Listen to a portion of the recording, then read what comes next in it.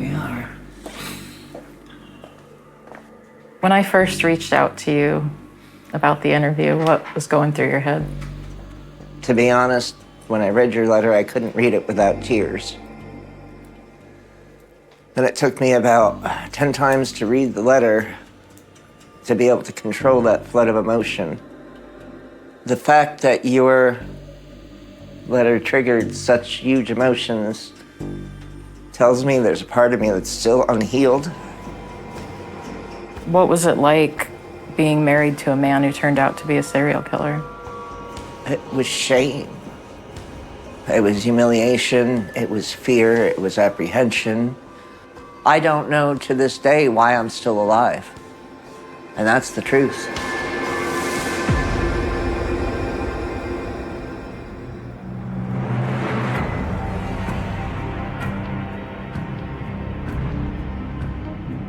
After I left Mike, he called late at night, and I said, "What do you want?" And he's whispering, and he's like, "I just wanted to hear your voice."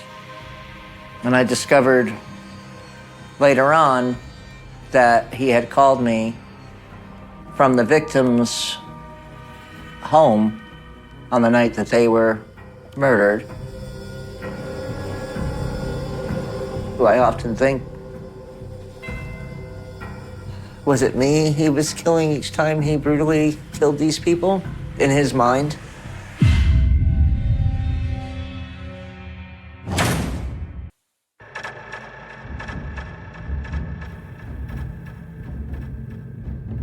I was running a cardiology unit, and I had my office manager call me in one day, and she found out about my ex-husband.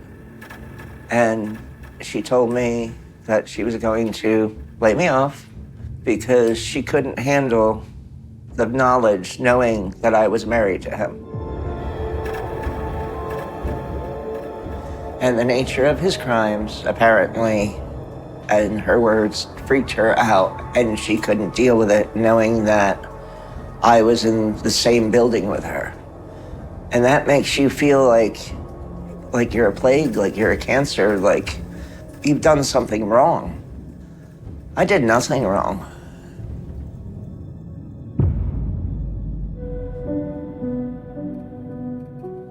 I remember going home and thinking, what am I gonna do? You know, I have bills, I have children, I have responsibilities. There was a point in time in my life where I had nobody, where I felt very hopeless that nothing was going to change. I'd always had the stigma of being the serial killer's ex-wife.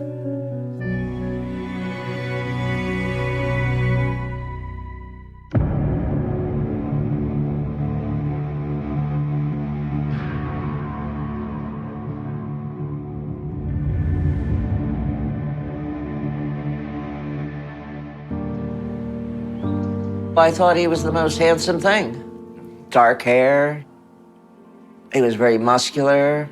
And at first, he was a charmer.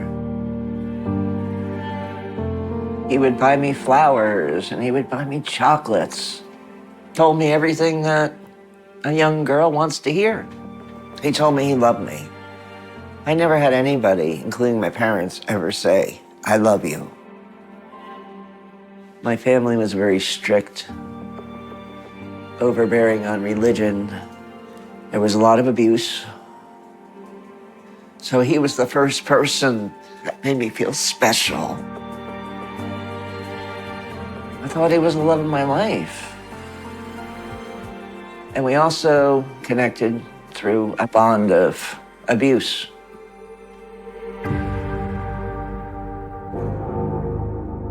He told me early on about a story that he must have been about 10 years old. There was a conflict with his father, and then he proceeded to take his right hand. He had turned on the burners to the stove and burned his hand. How could you not have empathy?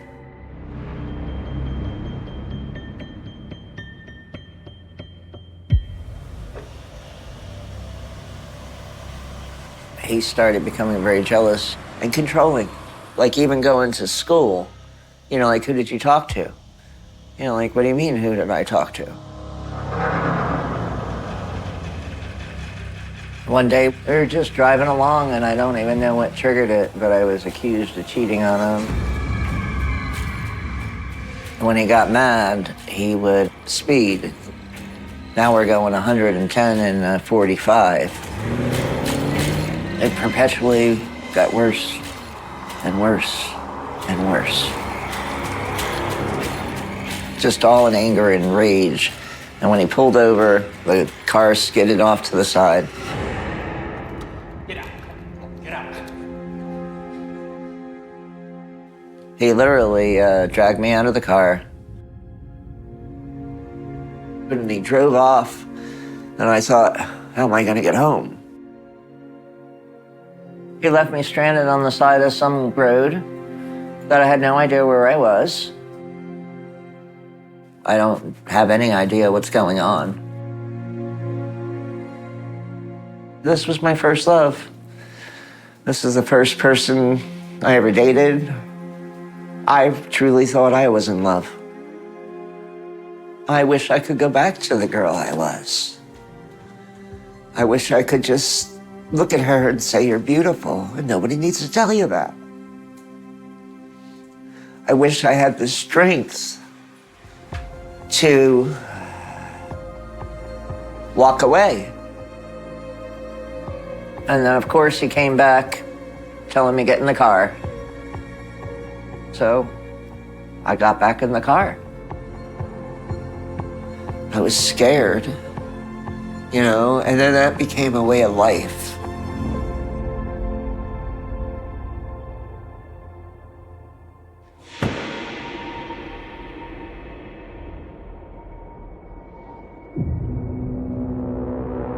He would lose his temper. He would grab the back of my hair or grab my neck and shove me into the wall. He had a temper that would flare at a blink of an eye, and no rhyme or reason, nothing that you could do to prevent it. And I think I had so much trauma as a child, I just kind of accepted it. Even though my relationship with Mike wasn't the best, it was the best I ever knew. People that haven't been physically and emotionally abused in their childhood have a very hard,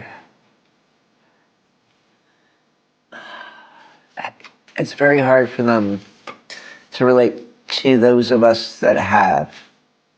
So again, as abusive as it was better than what I was used to.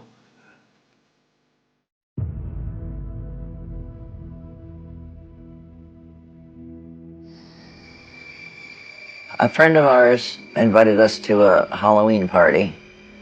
And we went, and we were all dressed up and having a great time. And obviously I'm talking to people and I'm in the moment. And I had noticed that Mike was gone. And then I started asking people, hey, have you seen Mike? And nobody did. And he was gone a good hour. When I finally did find him, I think all I said was, hey, I've been looking for you. And all of a sudden, the mood with him changed. And there was this refrigerator that was there, and he started punching it. And like all this rage out of nowhere. I mean, it was like he was fighting somebody. I mean, total, complete rage, and leaving indentations in this fridge. It was horrible. And I was like, what is going on? And I remember he stopped punching the refrigerator and he started punching me. What did I do to deserve this. It's not about love. More like I was his possession, and he needed something in his life that he can control. Nobody knew what to do. Again, we're kids. It's not like you think now where you shield somebody. And I kept thinking, I don't want to do this. And I needed to leave. And then I found out I was pregnant.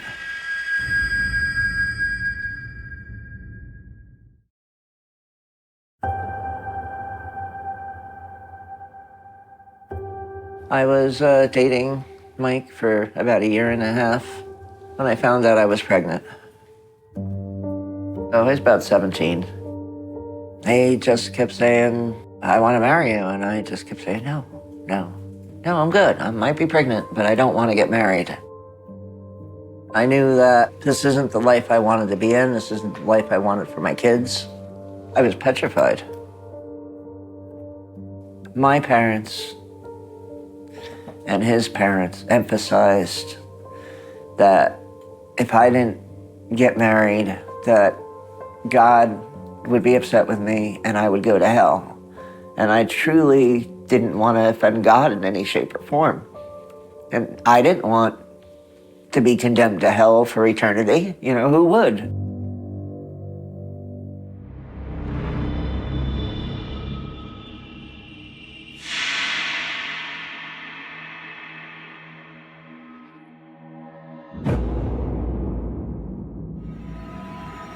Mike and I were going to my parents' home, and somebody had cut Mike off. And he grabbed a hammer and went over to the guy that was driving and screaming and yelling and waving this hammer, you know, and telling him he was going to kill him. And I was horrified. You know, I thought he was going to drag him out of the car and use that hammer on him.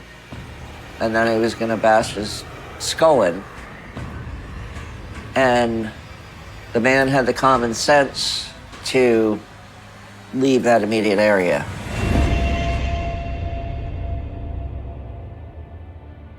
And then he just got in the car and nothing was ever said after it. He would go into these rages and then just snap out of them. He could switch it on and off like a light bulb. You know, and your adrenaline's still going, your fear's still going.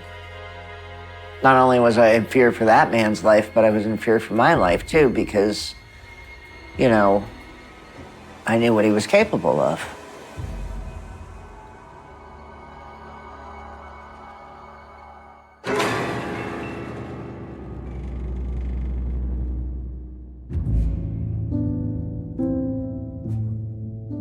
The wedding wasn't for me, the wedding was for them. It wasn't a happy event. First off, I was pregnant, and everybody knew I was pregnant. And after the event, he was counting some envelopes, and I went to open up one of the envelopes, and I asked how much we had, and I don't know what trigger I hit.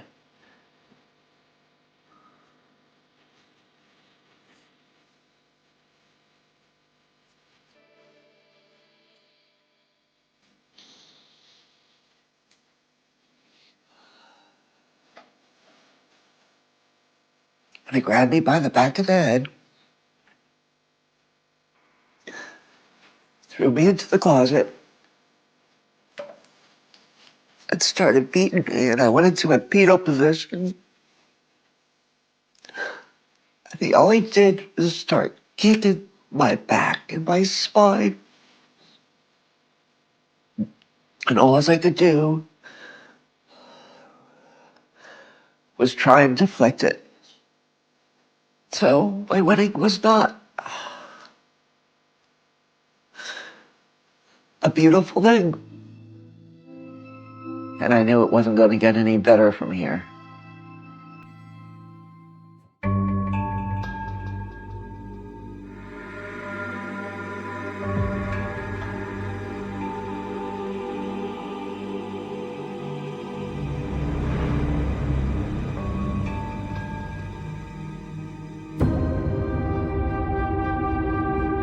Mike had fish tanks throughout the house. And we had come home and there was a fish out of the tank. And he was enraged. And I had a kitten at that time. And whether the fish jumped out of the tank and died or the kitten got it, I don't know. But his rage was focused on that kitten, and he beat it to death. I was horrified. What could I do to stop it? Absolutely nothing. I think somehow I was responsible for the kitten that he felt killed his fish, so I was going to have to suffer and watch the brutality of it. That's what I think. I was absolutely terrified of him after that. I knew in that moment that he was capable of killing me.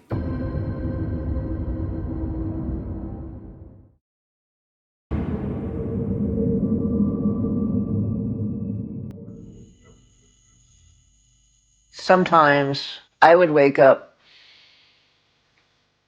and the man would be gone. Like, I have no idea where he went. You know what I mean?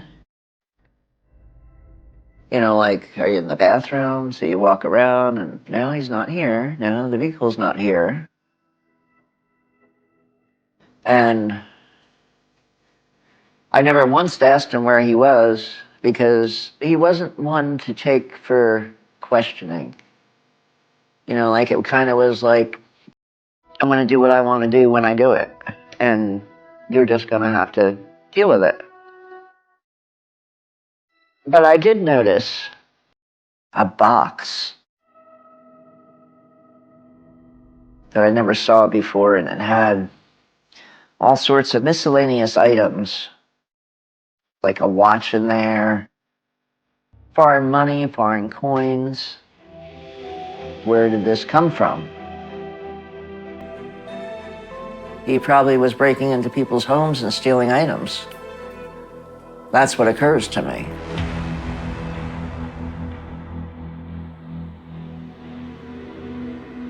But one time, when he came home early morning, his knuckles were swollen, and he had not welts, but red marks on the side of his face and on the side of his neck. And I did question him on that, and he told me, none of your business. You know, that was the finality of it.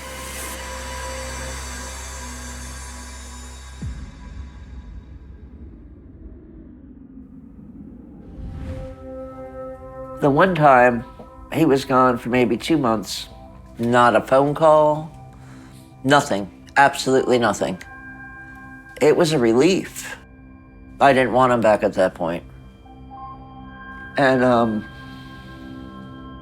I remember the boys were sleeping, and I went in to take a shower, and I came out, and standing in my living room is Mike.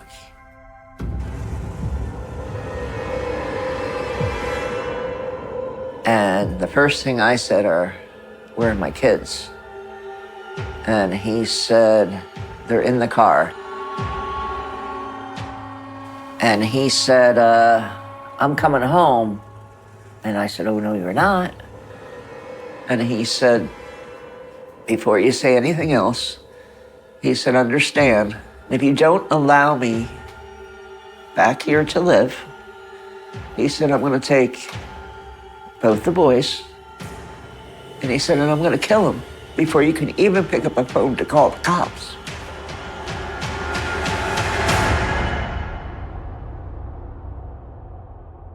So people ask, why did you stay?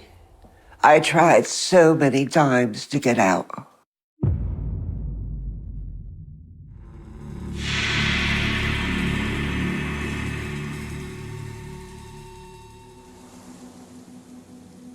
We went from living in our apartment in New Jersey to all of a sudden, we're gonna move to Florida. None of it made sense.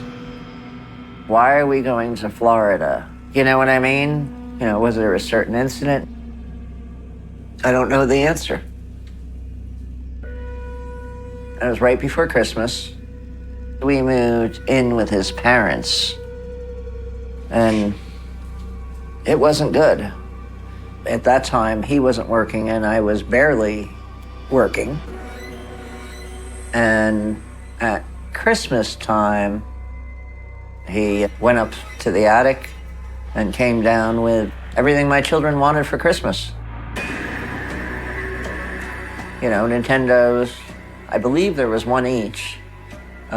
Video games, things that were beyond his financial capabilities. You know, like, where is this from? Don't worry about it, none of your business, was what I was told. I thought it was very odd.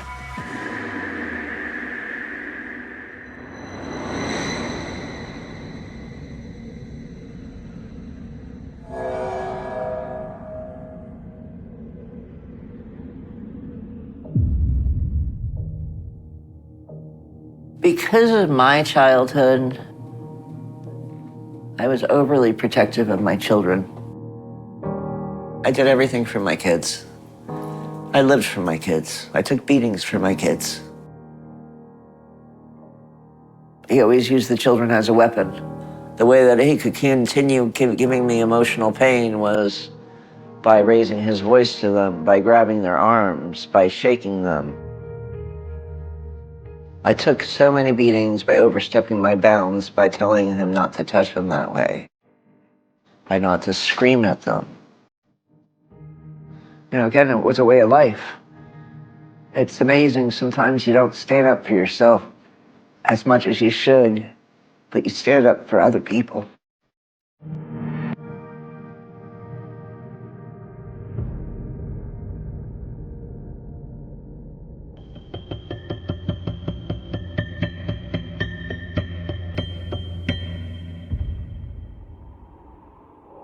I bought my ex-husband a big old bottle of Jack Daniels. I got him good and drunk, and I knocked on the door. I introduced myself.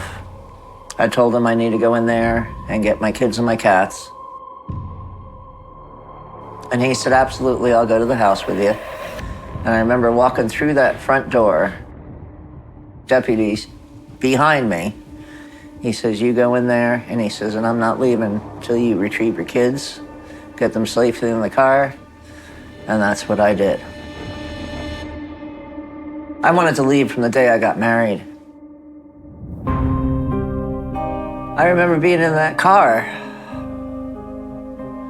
and thinking that this is something I didn't want to have as a permanent part of my life, and I wanted something better. I guess a moment of clarity, a God moment, a universe moment, I don't really know. But I know that was the day. I didn't feel that sense of freedom until hours later when I realized nobody was following me.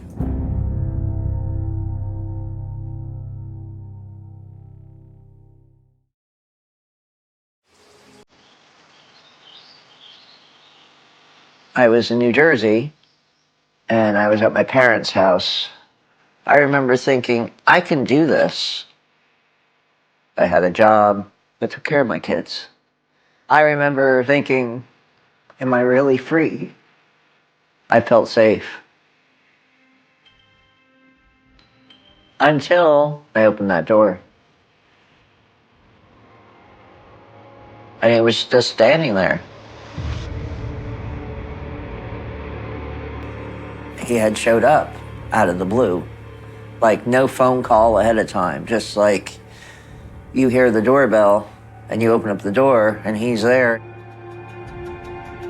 He told me how much he loved me and he missed the kids. And my parents had this, that's your husband sort of attitude, so he can come and see his children anytime he wants. And he walked in the house and never left. So there wasn't much I could do about it because I was not in my own home. He just moved in like he owned me again. I felt trapped. I felt like, what the hell am I gonna do? And how do I get away from this now? Because I have nowhere to go.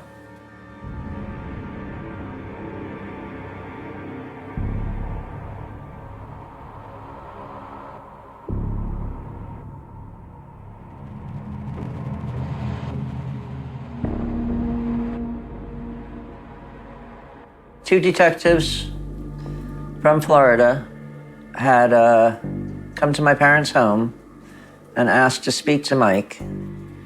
And at that time, I knew nothing. And they didn't just speak to him. At that time, they put him in a car and that was it. I had asked, you know, what's going on? And that's when I was informed that he is being extradited back to Florida and placed under arrest for murder. That the man was bludgeoned to death. And that Mike was caught using his credit cards, and that's how they traced it back to him. After the fact, I put two and two together to realize that man lost his life to get my children presents. That's horrific.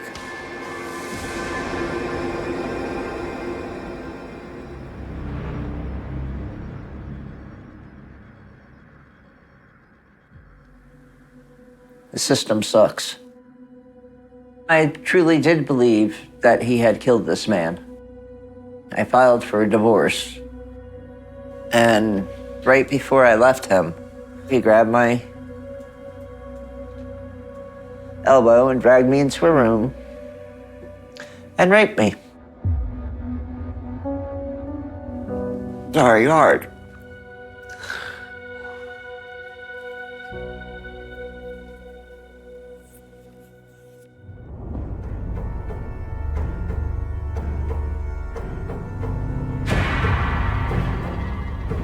The last time that I had seen my ex-husband was when I was leaving the courthouse. Mike had come up to me and grabbed my arm. And his words to me were, I don't care about the kids. I only care about you. And that you need to come to Florida. And that's what I want, and that's what you're gonna do. And as he's talking to me, his hold on my arm is getting tighter and tighter and tighter. And all I knew is there was a snowball's chance in hell that I'd ever go back to Florida with them. I fought too hard to get out. I heard that apparently he had gotten arrested at one point in time, and he was an informant to have his freedom. He was a rat. He was a coward, a bully, and a rat. He had no idea that I knew. I told him he f***ed over some pretty big cats, and I gave him some names, which I'm not gonna share here. And I said, if I don't get to where I'm supposed to be at 5 o'clock, rest assured, there are 3 envelopes that are getting mailed. It felt good to make a stand and take my power back. And he didn't say a word, he just released my arm, and that's the last time I ever saw the man.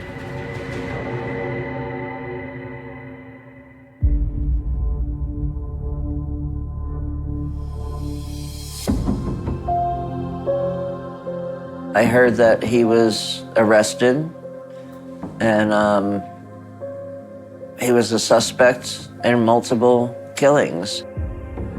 I knew he was a monster. He's labeled a serial killer now. I think it was shock. I think it was traumatic. It was trauma. And then I was told that he targeted elderly women, which I think about, and I thought about the horror that I went through him, and then I thought about the horror that they went through. To me, it looked like the perfect victim because they can't fight back. I really think it was because it made him feel powerful.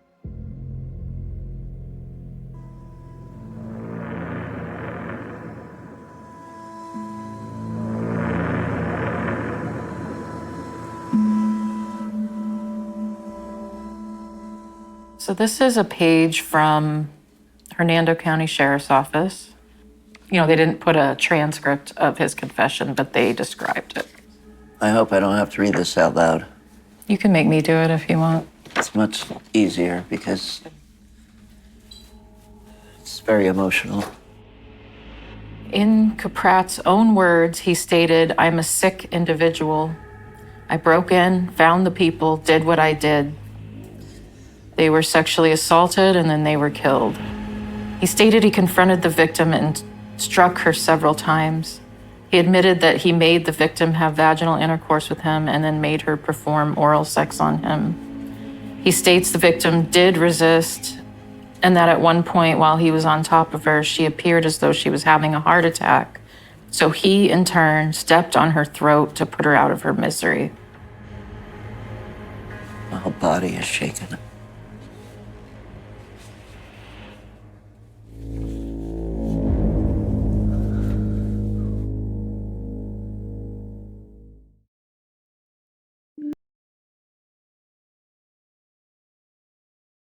Lydia M. Rydell was 79 years old.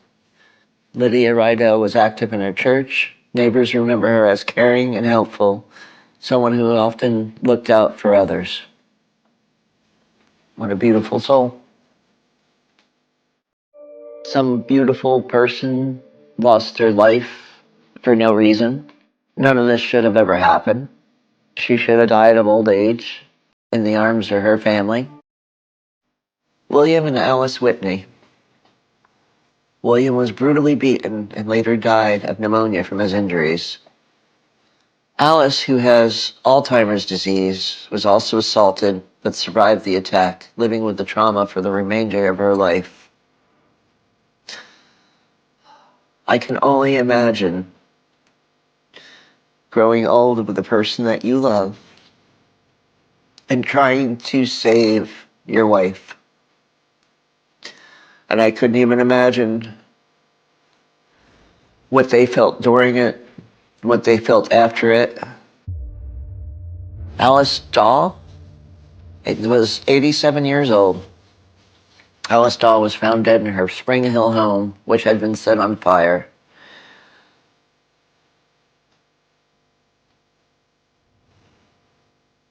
The 87-year-old had been sexually assaulted and beaten to death. Dahl, a one-time speed skater, an athlete, fought hard. I'm sure she did. Good for her. Her bloody dentures were found near her body. She had bitten the assailant in the back. That was the last victim, the one that got him caught. Good. I mean, it's not good that any of this happened, but it's good that somebody finally connected all the dots and put the pieces together.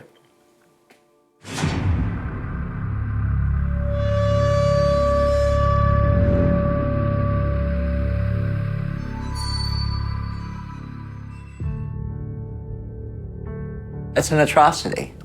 And if that wasn't horrific enough, I think the thing that hit home to me was when I had read articles that the victims, they were sexually assaulted. Essentially, it gave him a euphoria and a sense of power when he assaulted them in that manner. And that's very hard for me to talk about. I know towards the end, sex became very violent. He was violent with you during sex? Yes. It was choking. It was restraining. It was demeaning. And I still to this day believe that everybody that he killed, he thought he was killing me. And because he lost control. Because he couldn't control me anymore.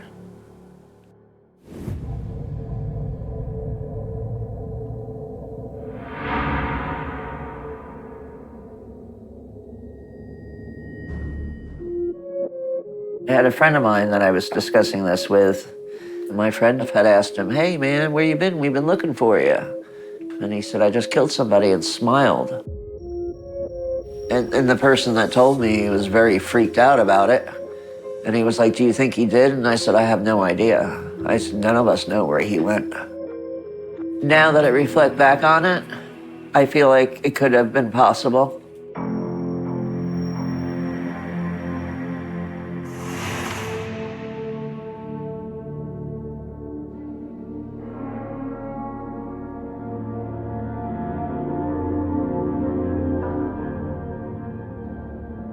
It's surreal. I don't know all the people that he killed. I honestly don't know.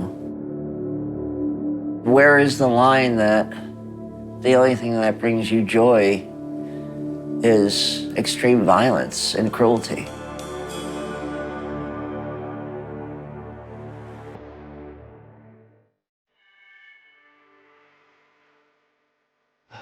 I have looked at this picture many times. And at first it was hard for me to meet his eyes in it. All I feel in this picture is suppressed underlying rage because he had gotten caught. I don't identify with who this person is. I mean, before I left him, he was becoming this person, but he wasn't wholly this person at this point in time. It doesn't even look like the same person. I don't know what makes people capable of killing another human being. But I really believe, and especially after looking at those pictures, the only thing that made him feel anything was committing these murders.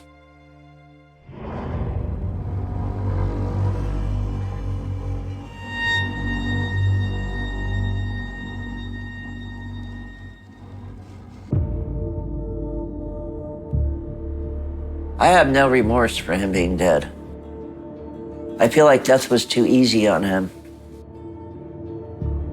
I would have rather seen him spend his life in prison and be brutally sodomized by not one but many people. I would have liked him to be in fear for his life of every one of his days. I would have liked everything that he did to me and to these people.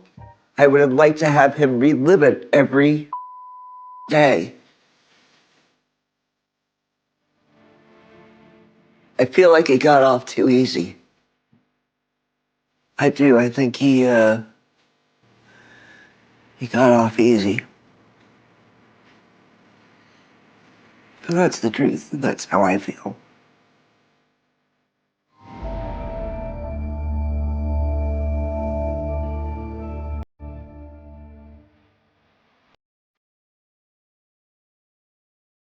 I wouldn't be the person I am today if this didn't happen the way that it did. It made me stronger. It made me live my life with no regrets. It made me recognize who the true people in my life were. And there is hope. And there is more to life than dysfunction. You know, I'm alive to tell my story. You know. And in some odd way, I am thankful for this experience, as painful as it is, because it's helping me heal. And that's what I want for all people that have suffered abuse, is healing and to be better and beautiful.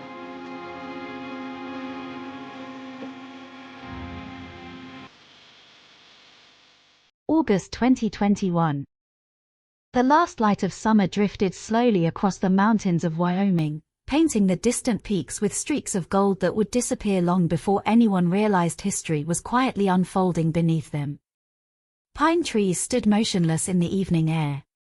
The Snake River continued its timeless journey through the valley, reflecting a sky so calm that nothing about it suggested fear, violence, or loss. Campers prepared dinners over small fires.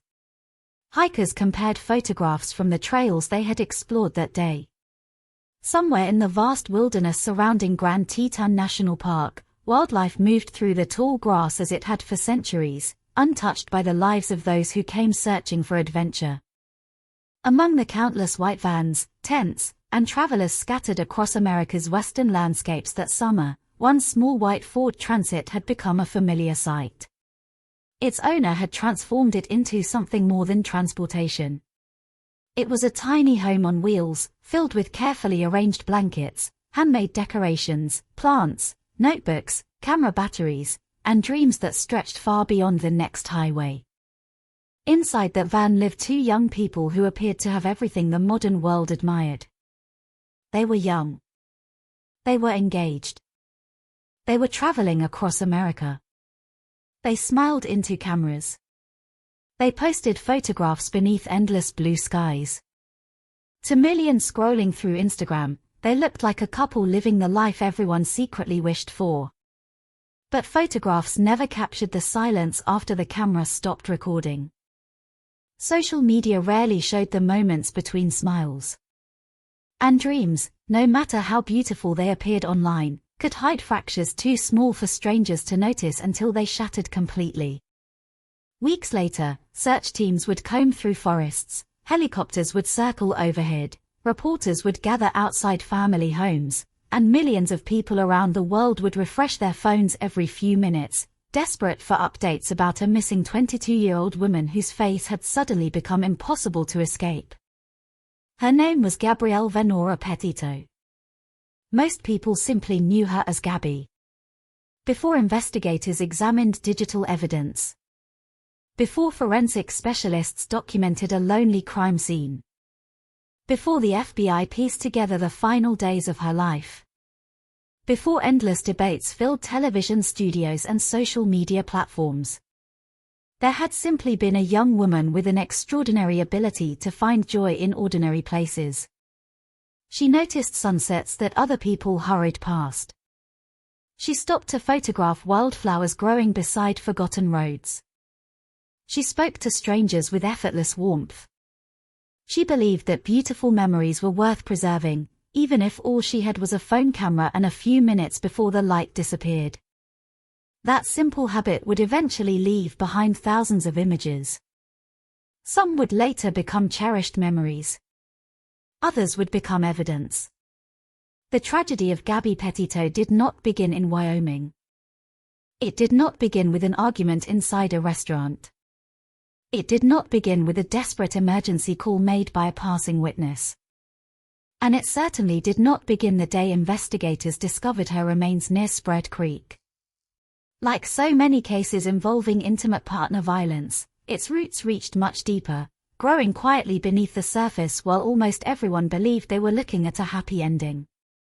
To understand what happened, it is necessary to go back long before America learned her name. Long before television anchors repeated her story every evening. Long before search helicopters flew over the rugged landscape of the Grand Tetons. Long before a handwritten confession would emerge from a notebook lying beside human remains in a Florida nature reserve. The story begins where most tragedies begin. With hope.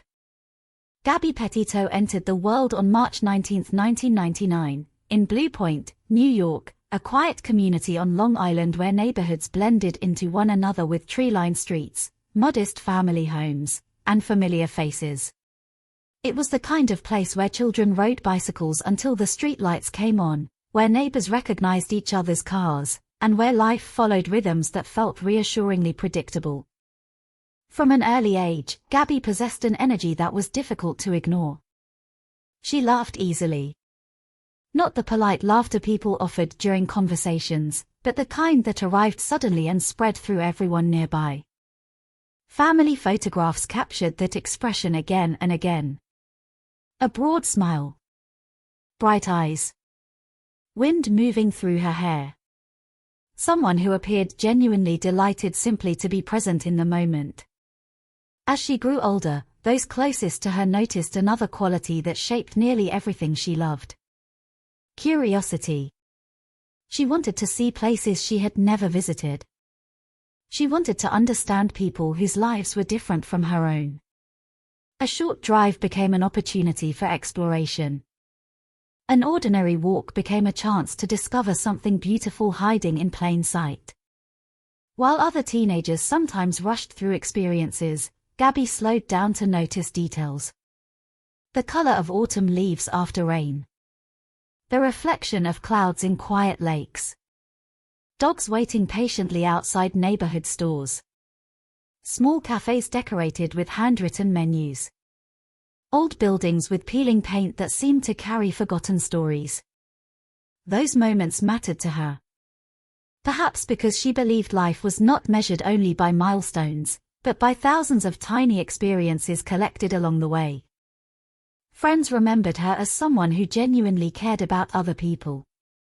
She listened. She encouraged. She rarely wanted to become the center of attention, even though her cheerful personality naturally drew people toward her. Animals seemed equally comfortable around her. Dogs approached her without hesitation. She often stopped whatever she was doing simply to greet them. Nature offered another kind of comfort. Forests. Mountains. Open skies. The ocean stretching toward distant horizons. These places made her feel connected to something larger than herself. As smartphones transformed everyday life and social media became woven into the routines of an entire generation, Gabby discovered a new way to combine everything she loved. Photography. Storytelling. Travel. Connection. Unlike influencers who carefully constructed glamorous online identities, Gabby's early posts often felt spontaneous and sincere. She shared moments rather than performances. A sunrise viewed from a roadside overlook. A meal enjoyed during a road trip. A quiet afternoon with friends. Simple experiences became memories worth preserving. She was fascinated by the idea that someone living thousands of miles away could experience a small part of her world through photographs and short videos. Over time, those interests slowly developed into something more ambitious. She dreamed of becoming a travel content creator. Not because she imagined instant fame. Not because she expected enormous wealth. But because she believed meaningful stories could inspire people to leave their comfort zones, explore unfamiliar places, and appreciate the beauty surrounding them. It was a dream shared by countless young adults during the rise of digital media. Some built careers documenting hidden beaches. Others reviewed restaurants, hotels, or hiking trails. Gabby envisioned something quieter. She wanted authenticity. She wanted viewers to feel as though they were traveling alongside her rather than simply watching polished productions. The dream seemed achievable.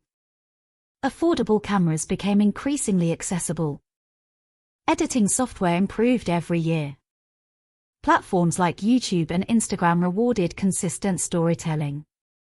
For someone willing to work hard, the road ahead appeared wide open. Yet dreams have a curious way of changing when they become intertwined with another person's ambitions. Or insecurities. Or need for control. That chapter had not fully begun yet. For now, Gabby remained a young woman standing at the edge of adulthood, believing the future stretched endlessly before her. Family gatherings were filled with conversations about upcoming adventures. Friends discussed careers, relationships, apartments, and travel plans. Life seemed full of possibilities. No one could have imagined that within only a few years, nearly every photograph they had ever taken with Gabby would be examined again through an entirely different lens. Not as family memories. Not as vacation snapshots. But as painful reminders of someone whose future had vanished long before anyone realized she was in danger. Looking back now, it is tempting to search those early years for hidden warnings, invisible signs that tragedy had already begun writing its first lines. Human nature encourages that instinct. We want every ending to have an obvious beginning. We want every disaster to leave clues that could have changed everything. Reality is rarely so generous. Most lives do not announce the moment they begin drifting toward catastrophe. Instead, they continue quietly, filled with birthdays, holidays, ordinary conversations, shared laughter, and countless plans for tomorrow. Gabby's life was no different.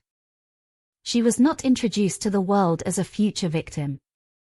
She was introduced as a daughter, a sister, a friend, and a young woman whose greatest desire was to keep moving forward, one road at a time, believing that somewhere beyond the next horizon waited another beautiful story worth telling. For those who loved Gabby, there was something unmistakably genuine about the way she experienced the world. She did not need expensive resorts or luxurious destinations to feel happy.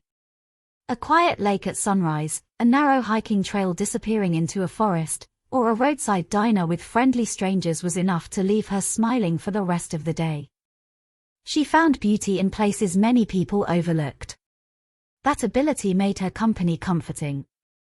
She had a way of slowing life down, encouraging those around her to notice details they would otherwise miss. As she entered adulthood, that appreciation for simple moments only grew stronger. Like many young people her age, Gabby stood at the uncertain intersection between childhood dreams and adult responsibilities. The future was no longer an abstract idea discussed in classrooms. It was becoming real. Friends were beginning careers. Some were enrolling in college. Others were moving into apartments of their own, trying to discover who they wanted to become. Gabby imagined a different path. She wanted movement instead of routine. She wanted open highways instead of office walls. She wanted stories instead of schedules. The growing popularity of travel content creators fascinated her. She watched people document journeys across mountains, deserts, and coastlines, transforming ordinary adventures into visual diaries that inspired millions. It was not the celebrity lifestyle that attracted her. It was the freedom. The possibility that work and passion could become the same thing. She began learning photography more seriously, experimenting with composition, editing, and natural lighting. She practiced filming short videos, paying attention to the smallest details. The angle of the camera. The warmth of the afternoon sun. The soundless beauty of a mountain landscape framed through a windshield. Each photograph represented more than an image. It represented a memory. Proof that she had been somewhere, experienced something, and carried that moment home forever. Those closest to Gabby would later describe her as deeply sentimental. She saved souvenirs that others might throw away. Ticket stubs. Small handwritten notes. Tiny objects collected during trips. They were reminders that even brief encounters could leave lasting impressions. Her life appeared to be unfolding exactly as she had imagined. Then she reconnected with someone from her past. Brian Laundrie had known Gabby during their teenage years on Long Island. Their friendship gradually developed into something deeper as they grew older. At first, the relationship seemed natural. They shared an interest in nature, hiking, and spending time outdoors. Both enjoyed escaping crowded places in favor of quiet trails and peaceful parks. To outsiders, they appeared remarkably compatible. Young. Adventurous. Independent. Friends saw photographs of them laughing together during camping trips and beach outings. Their social media accounts showed affectionate captions, smiling faces, and picturesque landscapes. Family members welcomed the relationship, believing the two complemented each other. In July 2020, Gabby posted photographs celebrating their engagement. The announcement was met with congratulations from friends and relatives. Comments poured in beneath the images. Many described them as the perfect couple. Others admired the adventurous lifestyle they seemed to be building together. For Gabby, the engagement represented more than a promise of marriage. It symbolized partnership, shared dreams, a future spent exploring the world side by side. Like countless couples entering adulthood, they spoke about building a life together rather than following separate paths. On the surface, everything appeared hopeful. Yet relationships are lived in private long before they are displayed in public. The photographs remained beautiful. Reality became more complicated. Brian possessed a personality that contrasted sharply with Gabby's outgoing warmth. He often preferred solitude. He enjoyed long hikes, reading, and living with as few possessions as possible. He disliked excessive technology and frequently criticized modern dependence on smartphones, social media, and consumer culture. Those beliefs were not inherently unusual. Many people embrace minimalism. Many seek simplicity.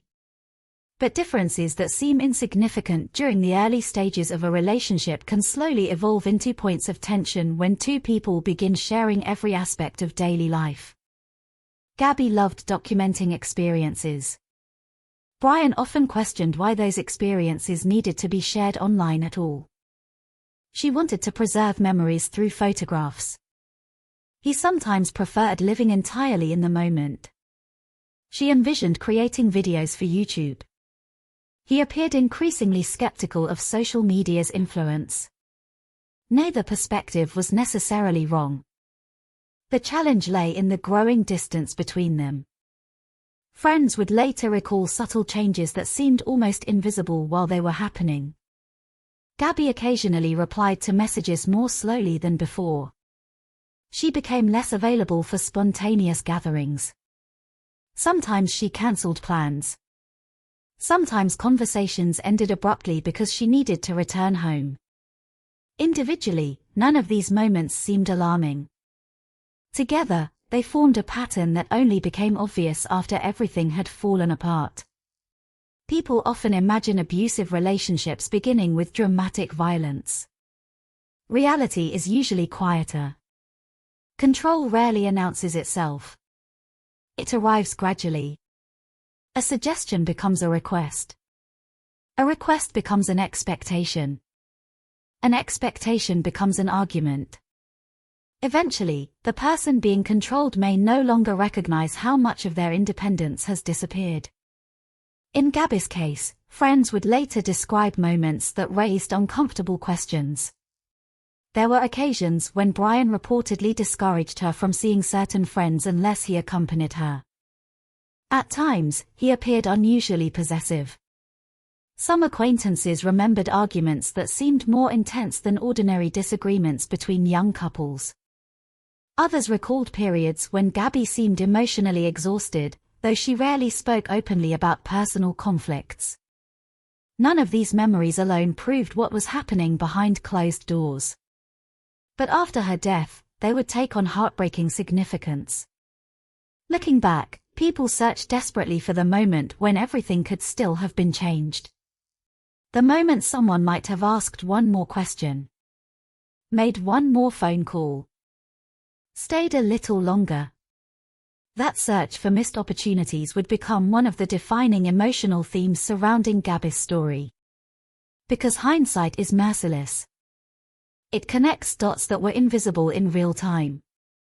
During those months, however, Gabby remained focused on the future. She poured her energy into planning the journey that would eventually define her life. She researched national parks, mapped routes across the western United States, watched videos from experienced travelers, collected ideas for photography locations. She imagined waking up beside mountain lakes, drinking coffee beneath towering pine trees, editing travel videos from campsites, and sharing each new destination with an audience that would gradually grow alongside her adventures. The vision felt exciting. It also felt achievable. In preparation for that dream, the couple purchased a white Ford Transit van. Rather than viewing it as a vehicle, Gabby imagined it as a blank canvas. She enthusiastically began transforming the interior into a tiny living space. Every corner served a purpose. Shelves were carefully arranged. Storage compartments maximized the limited space. Soft blankets added warmth. Decorative touches made the compact interior feel inviting instead of cramped. She wanted the van to feel like home, not simply somewhere to sleep between destinations. Photographs from that period revealed genuine pride in what she had created. The tiny kitchen. The neatly organized cabinets. The bed tucked carefully into the back. Small plants and decorations that reflected her cheerful personality. The project became an extension of herself. It represented creativity, optimism, and the belief that happiness could exist inside only a few square meters if shared with the right person. As departure day approached, excitement filled nearly every conversation. Family members wished them safe travels. Friends followed preparations online. The route promised breathtaking scenery stretching from New York toward some of America's most iconic national parks. Kansas, Colorado, Utah, Wyoming, Oregon, California. The journey offered endless opportunities for exploration. For Gabby, each destination represented another chapter waiting to be written. She launched a YouTube channel called Nomadic Static, hoping to document not only beautiful landscapes but also the reality of life on the road. The first video was modest. It lacked expensive production. There were no dramatic special effects. Instead, viewers saw two young people chasing a dream that felt authentic precisely because it was imperfect. There were smiles, shared meals, quiet moments inside the van, laughter beneath open skies. Watching that video today is an emotional experience. Not because anything frightening appears on screen. Quite the opposite. Everything looks hopeful.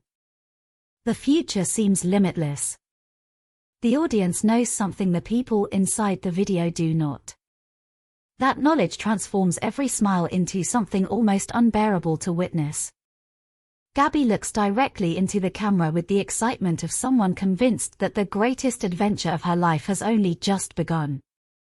She cannot see what lies ahead. Neither can Brian. Neither can their families.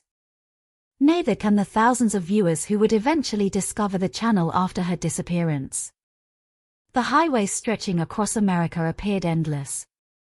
Each mile carried them farther from home. Closer to breathtaking landscapes. Closer to unforgettable memories. And, without anyone realizing it, closer to one of the most widely followed true crime cases in modern American history. The journey that was supposed to introduce the world to a young travel creator was already moving toward a destination no one had imagined. Behind every photograph, every scenic overlook, and every carefully edited video, invisible tensions were beginning to grow. For now, they remained hidden beneath smiles, sunlight, and the illusion that two young dreamers had found everything they had ever wanted. Soon, those illusions would begin to crack.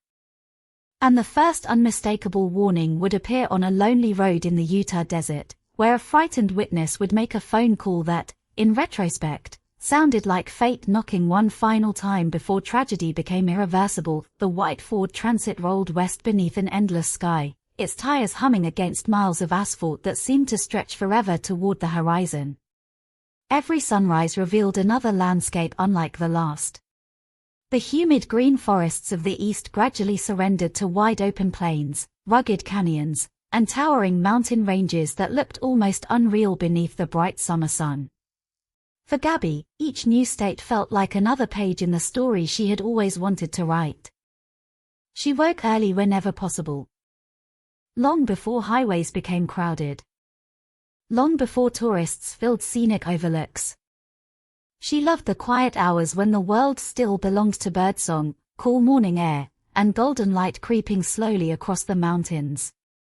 The camera was usually the first thing she reached for. Sometimes she filmed sunlight spilling through the van's windshield.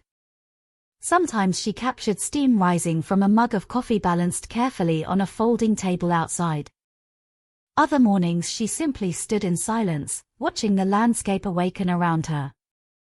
Those moments eventually filled social media with images that appeared peaceful and effortless.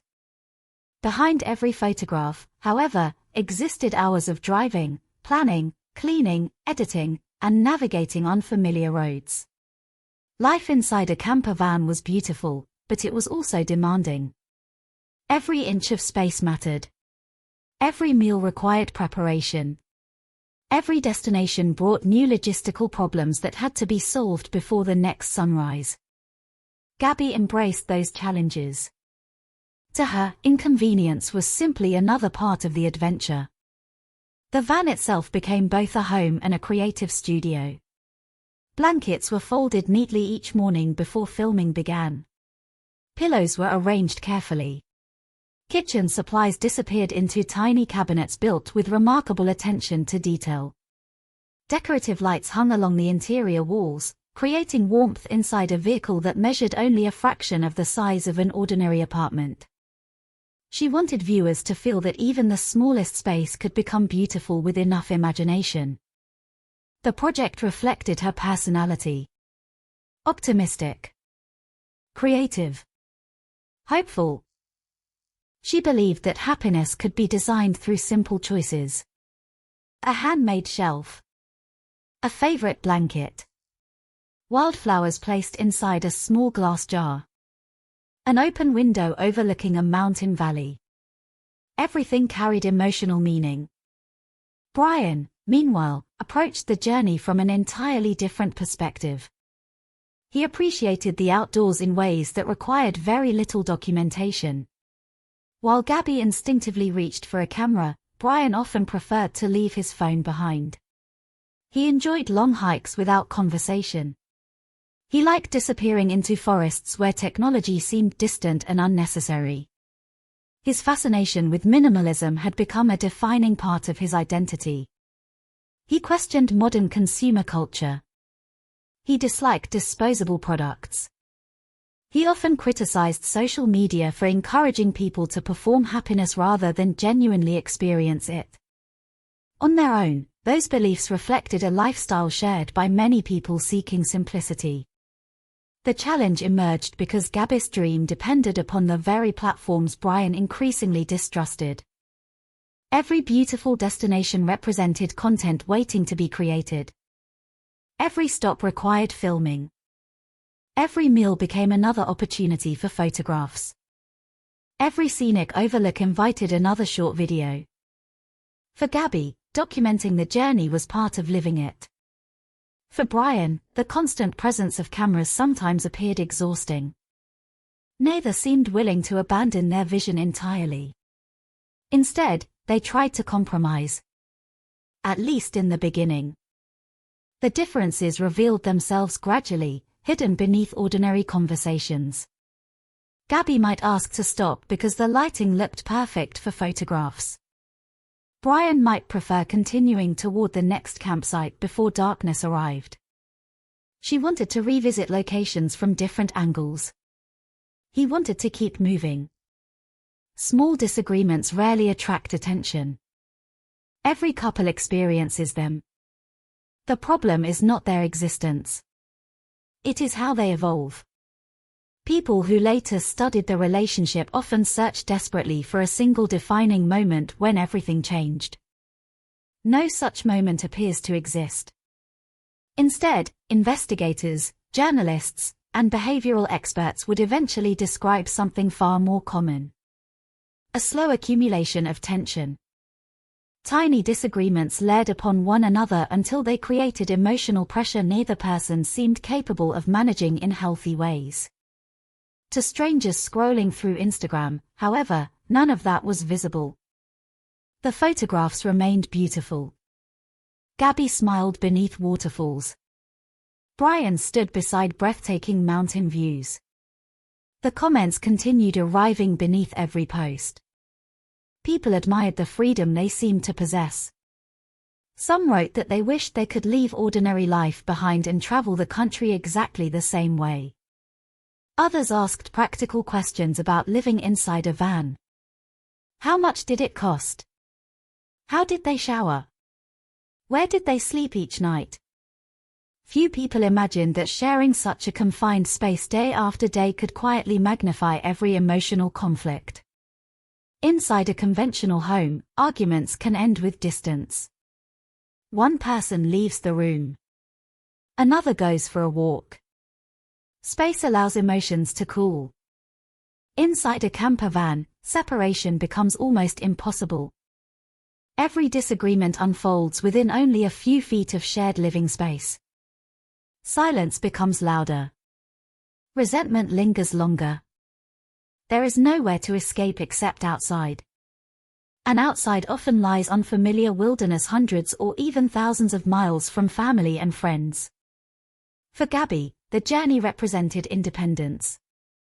Ironically, it also reduced many of the support systems that had always surrounded her. The farther west they traveled, the farther she moved from everyone who knew her best. Phone calls became less frequent.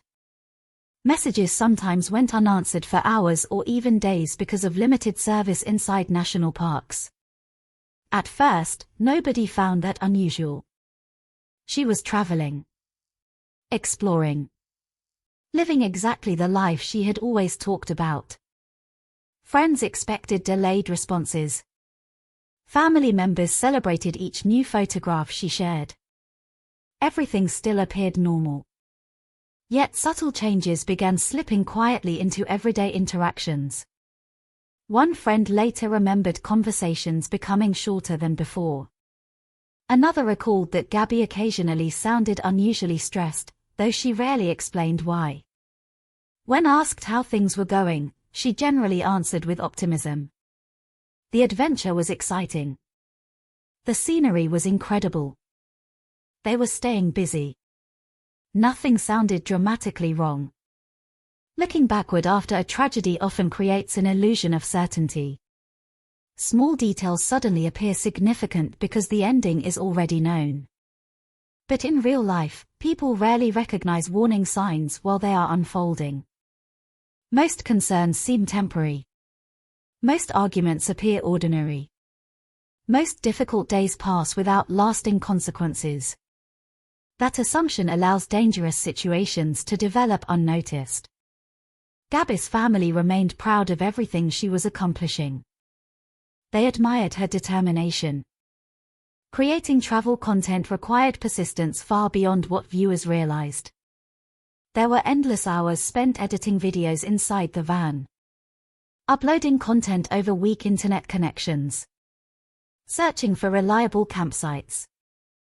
Managing limited supplies. Planning routes through unfamiliar terrain. She embraced every challenge with remarkable enthusiasm. The dream still felt alive.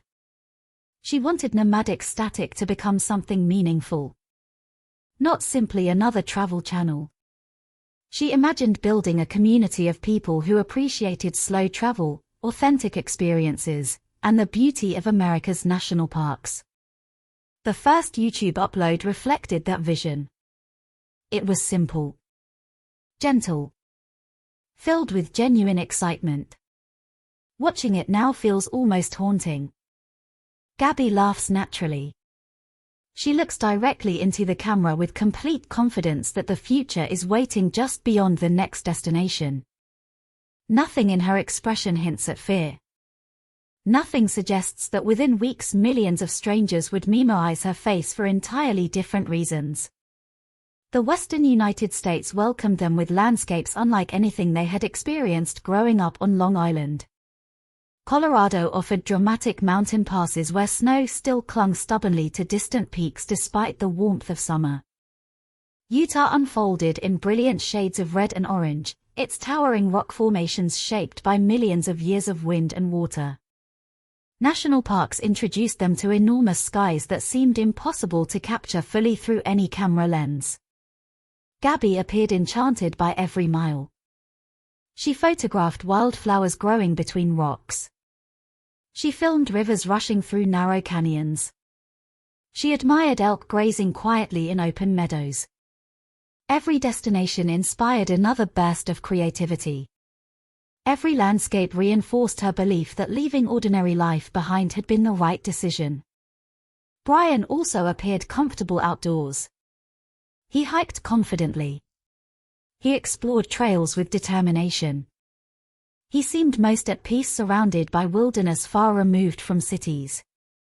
Yet beneath those shared interests, their emotional worlds continued drifting apart. Gabby increasingly imagined the journey through storytelling. Brian increasingly experienced it through isolation. Those two visions became harder to reconcile with each passing week. Neither likely understood how profoundly their differences were beginning to shape daily life. Stress accumulated quietly. Long hours inside the van. Financial pressures. Fatigue. Changing weather. Unfamiliar roads. Constant proximity. Each challenge alone remained manageable. Together, they created an environment where emotional conflicts could intensify rapidly. Experts who later examined the case emphasized that intimate partner violence often develops within precisely these kinds of circumstances. Isolation. Dependency. Limited access to outside support.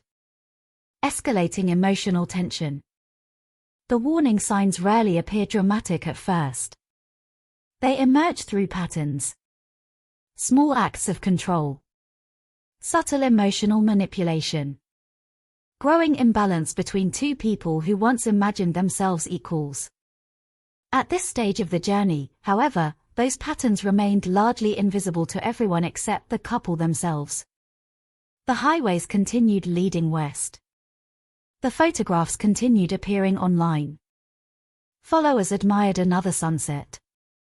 Another campsite. Another smiling portrait beneath an endless blue sky. Nobody scrolling through those images could hear the conversations after the cameras were turned off. Nobody could measure the weight of silence filling the van during long stretches of empty highway. Nobody could see how fragile the dream had quietly become. Within days, that hidden reality would briefly surface in public. It would happen not during a dramatic confrontation deep inside the wilderness, but beside an ordinary road in Moab, Utah. A frightened witness would dial 911 after seeing something that did not match the smiling couple portrayed online. That single phone call would become one of the most scrutinized moments in the entire investigation, raising painful questions that would haunt investigators, behavioral experts, and Gabby's family for years to come. The journey continued as though nothing had changed. Morning after morning, the white van disappeared down another stretch of highway, carrying two young people toward destinations that had existed only on maps and daydreams a few months earlier. Gas stations became temporary kitchens. Scenic overlooks became dining rooms. Parking lots became places to reorganize clothes, charge camera batteries, and prepare for another day on the road. To an outsider, it was a life of remarkable freedom. There were no office schedules. No rent payments waiting at the end of each month. No familiar routines demanding attention. Every sunrise offered the possibility of choosing an entirely different direction. For Gabby, that uncertainty felt exhilarating. She often spoke enthusiastically about places she wanted to visit before the trip was over. Yellowstone. Yosemite. The Pacific coastline. Small mountain towns hidden between national forests. Every location represented another opportunity to tell a story through photographs and video. She imagined looking back years later at thousands of memories collected across the country. She believed she was building not only a travel archive but a life she would one day be proud to remember. Her optimism was contagious. Even through short videos and carefully edited photographs, viewers could sense her excitement. She smiled easily in front of the camera, speaking with the quiet enthusiasm of someone who genuinely loved what she was doing. She did not try to appear glamorous. She was not pretending to be fearless. She simply looked like a young woman grateful to be exactly where she was. That authenticity attracted people. It made her different from many creators whose content often revolved around perfection. Gabby's world still contained imperfections. Dust collected inside the van. Meals were simple. Hair became tangled after long hikes. Rain interrupted filming. Plans changed unexpectedly. Rather than hiding those realities, she embraced them. Ironically, those ordinary imperfections made the life she presented feel even more believable. The audience saw adventure. What they could not see was emotional exhaustion slowly settling beneath the surface. Life inside a confined space leaves very little room for emotional recovery. Every disagreement waits patiently inside the same four walls. Every unresolved conversation follows both people into the next morning. There is no separate bedroom. No quiet office. No familiar neighborhood where one partner can clear their thoughts alone. The van became both sanctuary and pressure cooker. Behavioral experts who later examined the circumstances surrounding Gabby's death frequently pointed to this environment as one that can intensify unhealthy relationship dynamics. Isolation does not create abuse, but it can remove many of the interruptions that normally prevent controlling behavior from escalating unchecked. Family members are no longer nearby. Friends cannot observe subtle changes. Co-workers do not notice unusual injuries or emotional distress. The world gradually shrinks until it contains only two people. When that relationship is healthy, the experience can strengthen trust. When it is not, isolation can become dangerous. As the weeks passed, several people who encountered the couple would later remember interactions that felt slightly uncomfortable, though not alarming enough at the time to prompt intervention. Some described Brian as reserved. Others remembered him becoming visibly irritated during relatively minor inconveniences. Gabby, by contrast, often appeared eager to smooth over uncomfortable situations before they developed into arguments. She apologized easily. Sometimes even when observers could not identify what she believed she had done wrong. Those moments would later receive enormous attention after investigators reconstructed the final weeks of her life. Psychologists specializing in intimate partner violence noted that repeated apologizing can sometimes reflect emotional patterns that develop within controlling relationships. It is important, however, not to oversimplify human behavior. People apologize for many reasons. Anxiety. Conflict avoidance. Personality. Stress. No single gesture explains an entire relationship. Only when combined with other evidence do such behaviors begin to reveal broader patterns. During the summer of 2021, none of those patterns had yet become obvious to the public. Instead, Gabby continued sharing snapshots of beautiful landscapes. Crystal clear lakes mirrored surrounding mountains. Sunlight filtered through evergreen forests. Narrow hiking trails disappeared into endless wilderness. The western United States became both the backdrop for her dreams and, unknowingly, the stage upon which one of America's most heartbreaking true crime stories was unfolding. Their route carried them through Colorado, where towering peaks dominated the horizon and alpine lakes shimmered beneath impossibly blue skies. From there they entered Utah, a landscape unlike anywhere either of them had experienced before. The deserts seemed almost otherworldly. Massive sandstone arches rose from the earth like monuments carved by time itself. Red cliffs glowed beneath the evening sun. Dust drifted across empty roads stretching toward distant mesas. Visitors often describe Utah as feeling ancient. A place where silence possesses its own physical presence. For Gabby, it was paradise. Every overlook invited another photograph. Every trail promised another unforgettable memory. She appeared determined to document as much of the journey as possible. Even brief stops became opportunities to create. She adjusted camera angles carefully. Waited patiently for the perfect light. Filmed short clips that she intended to edit later inside the van. She was not simply collecting footage. She was building the future she imagined for herself. Brian frequently appeared beside her in those images. Sometimes smiling. Sometimes looking away toward the landscape. Their photographs suggested partnership. Two people united by a shared love of exploration. Yet photographs freeze only fractions of seconds. They reveal expressions. Not conversations. They preserve scenery. Not emotions. The greatest irony surrounding Gabby's story is that one of the most documented road trips in recent memory still concealed the truth from nearly everyone watching. Thousands of people viewed the images. No one could see what happened after the shutter closed. As August progressed, the physical demands of the trip became more noticeable. Summer heat lingered across much of the Southwest. Long drives created fatigue. Internet access remained inconsistent. Mechanical concerns required attention. Simple errands consumed hours in unfamiliar towns. Every challenge added another layer of pressure. For many couples, such stress becomes an opportunity to strengthen communication.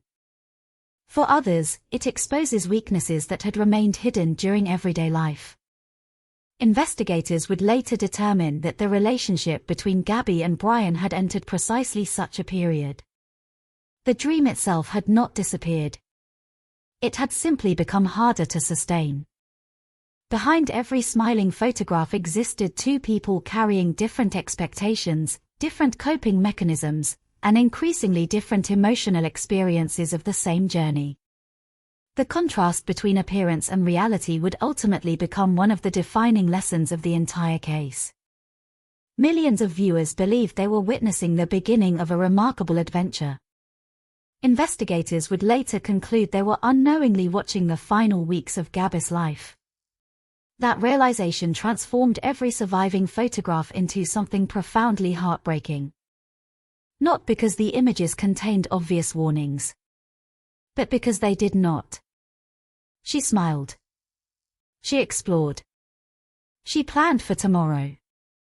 Like countless victims of intimate partner violence, she continued moving forward while carrying burdens invisible to nearly everyone around her. No one standing beside those scenic overlooks could have imagined what the following weeks would bring. No one purchasing coffee in the same cafes. No one passing the white van on remote highways. No one scrolling through Instagram before going to sleep. The tragedy still existed only as a possibility hidden somewhere beyond the horizon. Soon, that possibility would begin revealing itself in ways impossible to ignore. On August 12, 2021, outside the small desert town of Moab, Utah, an emergency dispatcher would receive a phone call from a witness reporting a disturbing encounter between a young couple. Officers would locate the white Ford Transit. Body cameras would begin recording. For more than an hour, every word, every tear, every nervous laugh, every apology, and every explanation would be preserved. At the time, it appeared to be just another domestic disturbance call handled by local police. In hindsight, it became something far more devastating. It became the last documented opportunity for the course of two lives to change before the road led inevitably toward the lonely forests of Wyoming, where the dream that had begun with hope, freedom, and endless possibilities would come to an irreversible end. The red rock cliffs surrounding Moab glowed beneath the August sun, their rugged faces standing in silent contrast to the tension unfolding on the highway below. Tourists continued driving toward Arches National Park, bicycles moved through the small town, and hikers filled backpacks with water before setting out into the desert. It was another ordinary summer afternoon in one of Utah's busiest outdoor destinations. For Gabby and Brian, however, the day had already begun to unravel long before anyone wearing a police uniform entered the story. The exact sequence of every argument that morning would never be fully known. Only fragments survived through witness statements, police reports, and body camera footage. Together, those fragments painted a picture that was deeply unsettling, not because of dramatic violence captured on video, but because of the emotional imbalance visible between two young people standing beside the same white van. At approximately 4:30 p.m. on August 12, 2021, a witness called 911. The caller reported seeing a man striking a woman before the couple drove away in a white Ford Transit van. The report immediately transformed what might otherwise have been dismissed as a private argument into a matter for law enforcement. Officers from the Moab City Police Department located the van after observing it crossing a double yellow line and striking a curb before pulling over. When the police lights flashed behind the vehicle, neither officer nor bystander could have imagined that this routine traffic stop would later become one of the most closely analyzed pieces of evidence in modern true crime history. The first body camera began recording. That recording would eventually be viewed by millions of people around the world. Unlike dramatic television recreations, the footage contained no cinematic music, no narrator, and no obvious declaration that something terrible was about to happen. Instead, it showed something far more realistic. Confusion. Stress. Two young adults attempting to explain an argument while standing beneath an unforgiving desert sun. Gabby stepped out of the passenger side. She was visibly upset. Her breathing appeared rapid. Tears streamed down her face almost immediately as officers began asking routine questions. She struggled to maintain eye contact. Her hands moved constantly. She repeatedly attempted to explain herself before officers had even finished asking questions. Within moments, she began apologizing. Again. And again. She apologized for crying. She apologized for being emotional. She apologized for making the situation more difficult. Listening to the recording years later, many viewers noticed something striking. Almost every explanation Gabby offered eventually returned to herself. She blamed her anxiety. She blamed obsessive tendencies. She blamed the stress of creating content while living inside such a small space. She described herself as someone who became overwhelmed. Someone who worried too much. Someone who occasionally struggled to control her emotions. Meanwhile, Brian stood several yards away speaking calmly with another officer. His demeanor appeared remarkably composed. He smiled occasionally. He laughed at certain moments. His voice remained steady. He acknowledged that the couple had been arguing but largely portrayed the incident as a disagreement that had escalated because both of them were under stress. To officers encountering countless domestic disputes every year, the interaction may not initially have appeared extraordinary. People react differently to police encounters. Some cry. Some become defensive. Some laugh nervously. Some speak calmly. Behavior alone rarely provides a complete picture. Nevertheless, the contrast between Gabby's emotional state and Brian's composure would later become the subject of extensive discussion among psychologists, domestic violence advocates, and law enforcement professionals. The officers attempted to slow the conversation. Rather than treating either individual as an obvious suspect, they focused on understanding what had happened. Gabby explained that they had been arguing throughout the morning. Living inside the van had become stressful. The limited space made it difficult to escape disagreements. She admitted pushing Brian during part of the argument. She described becoming increasingly anxious. Several times she referred to herself as difficult. As someone whose emotions sometimes became overwhelming. Brian acknowledged that tensions had been building. He mentioned that Gabby had become frustrated while trying to work on her website and social media content. According to his account, the argument intensified before they eventually drove away. The officers noticed visible marks on both individuals. There were scratches on Brian's face and arm. Gabby appeared to have injuries as well, although determining exactly how they had occurred proved far more complicated. Because Utah law required officers to identify the primary aggressor in domestic violence incidents whenever possible, They carefully questioned both parties while comparing their statements with the witness report. Unknown to them at the time, an important discrepancy already existed. The original 911 caller had described seeing a man striking a woman. The officers responding to the traffic stop, however, were primarily observing physical evidence suggesting Brian had visible scratches. That difference would later become one of the most debated aspects of the entire case.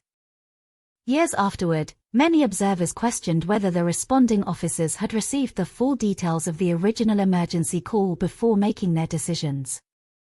The body camera footage itself reveals officers attempting to approach the situation thoughtfully. They spoke gently with Gabby. They offered her water. They encouraged her to breathe slowly. At one point, they attempted to reassure her that she was not in serious legal trouble. Gabby continued crying. Not dramatically. Not theatrically. Her distress seemed deeply internal. She repeatedly wiped tears from her face. Her voice occasionally trembled as she searched for words. What stood out most was not fear of arrest. It was fear that she had somehow caused the entire situation. Again and again, responsibility drifted back toward herself. She described Brian as someone who did not really believe in her social media ambitions. She acknowledged feeling pressure to maintain the travel blog. She admitted becoming frustrated. But even while describing conflict, she seemed reluctant to portray Brian negatively. Instead, she minimized his behavior while magnifying her own perceived shortcomings. Domestic violence specialists who later reviewed the footage noted that this pattern can sometimes emerge in emotionally abusive relationships. Victims may instinctively protect their partners. They may downplay harmful behavior. They may assume responsibility for conflicts regardless of who initiated them. It is important to recognize, however, that such observations cannot alone determine what occurred in any specific relationship. Human behavior is complex. Trauma responses vary enormously from person to person. Still, when viewed alongside later evidence, many experts believe the footage reflected dynamics consistent with coercive control. Brian, meanwhile, maintained an almost conversational tone throughout much of his interaction with officers. He spoke about hiking, about needing time apart, about wanting both of them to calm down. At several moments he smiled awkwardly.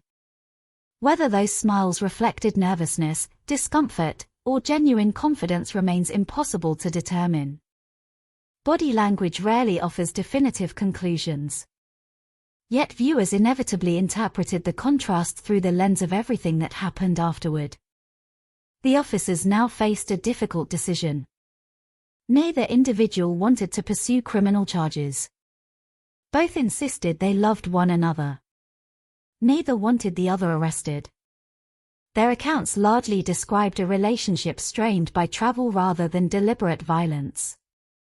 Under ordinary circumstances, many such encounters end with verbal warnings. Utah law, however, required officers to consider whether an assault had occurred. For nearly an hour, they discussed possible options. Separate the couple. Issue citations. Make an arrest. Allow them to continue traveling. The decision would weigh heavily in public debate after Gabby's death. Because everyone now knew something the officers standing in the desert could not possibly know. They believed they were resolving a temporary domestic conflict.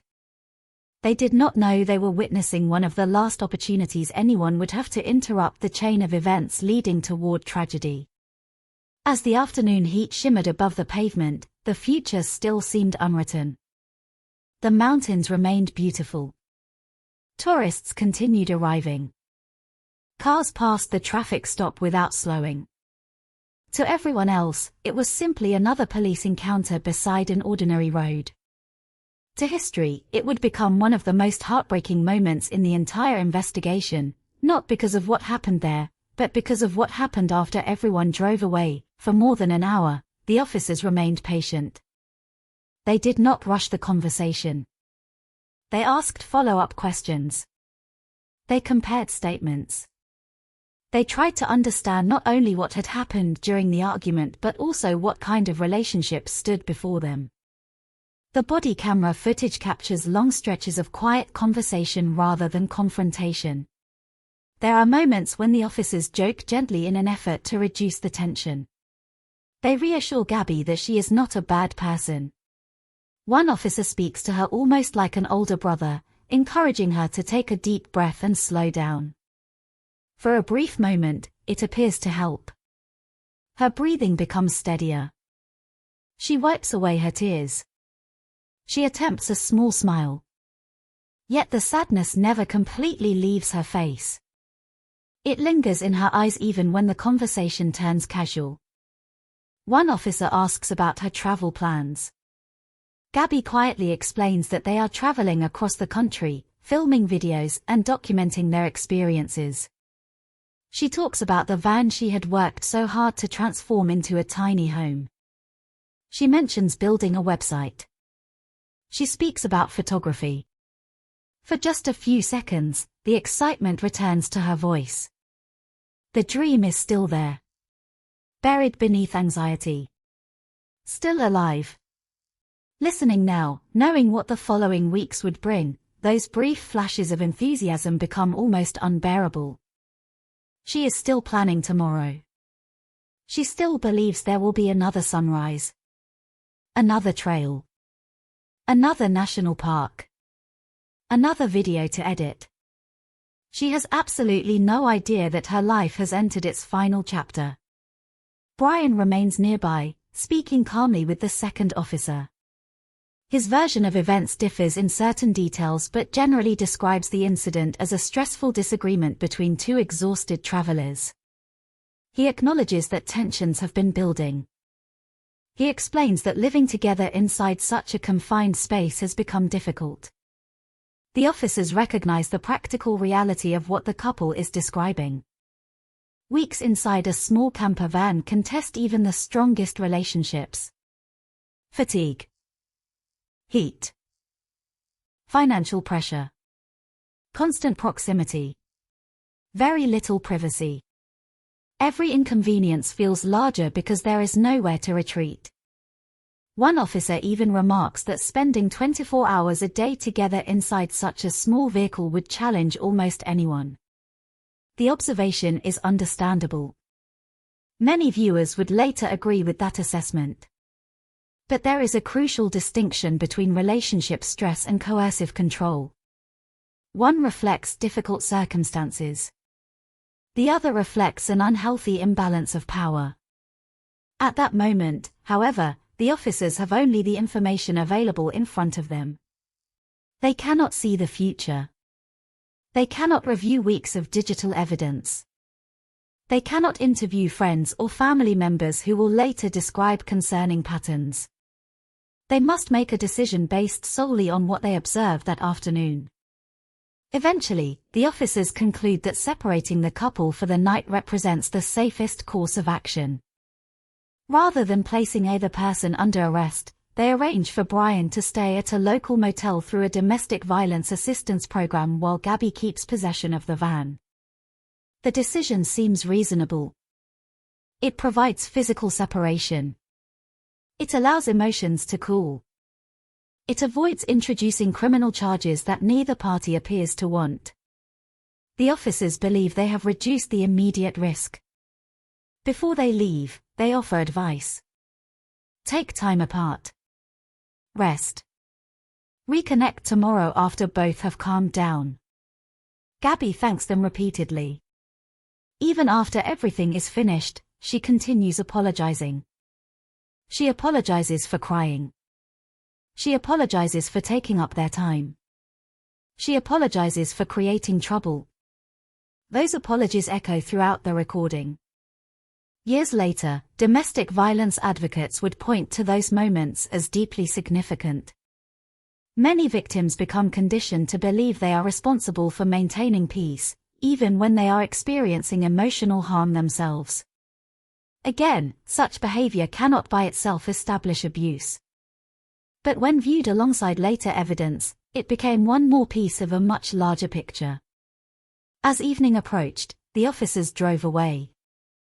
Brian checked into the motel. Gabby remained with the van.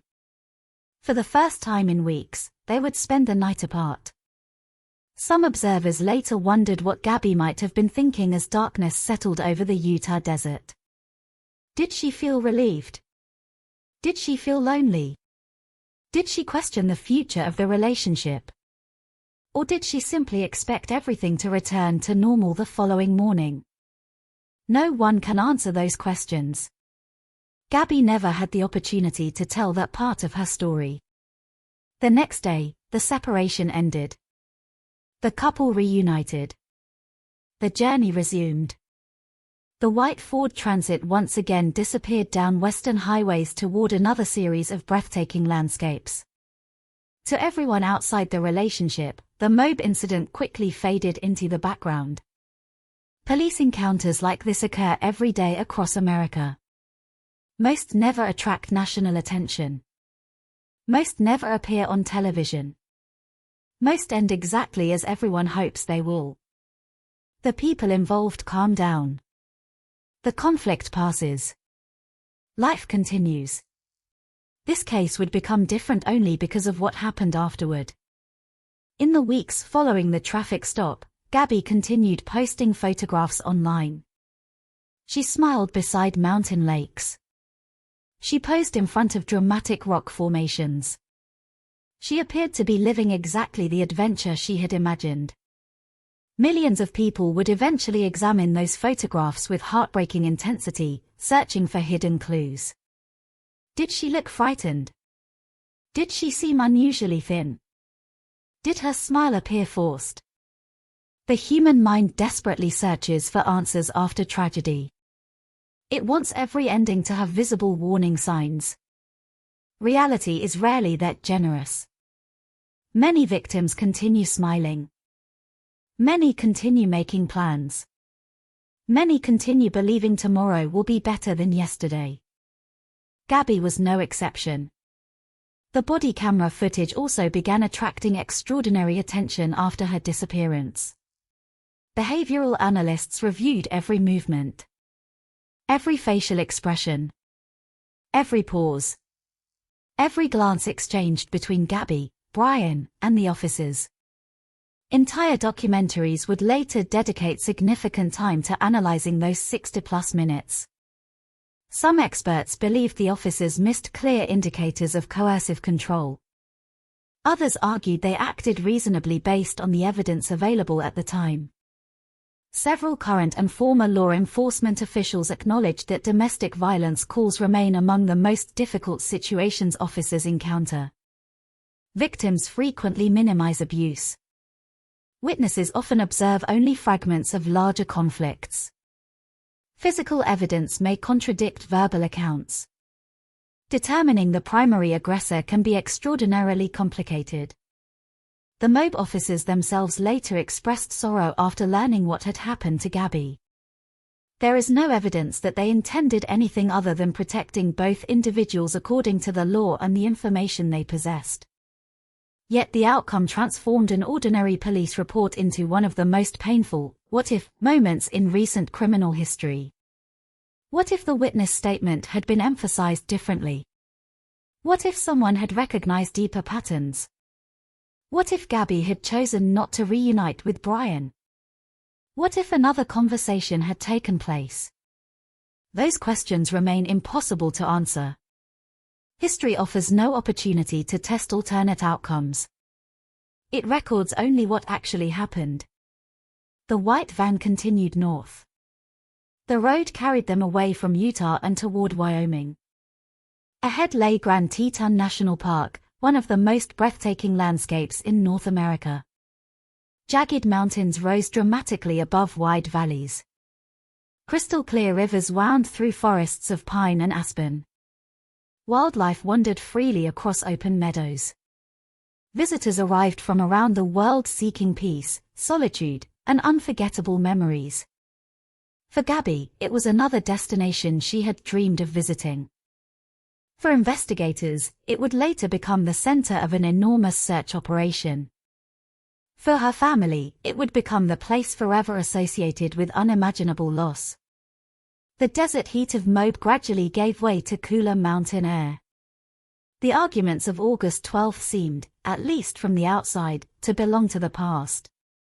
But beneath the surface, the emotional fractures that had briefly become visible beside a Utah highway had not disappeared.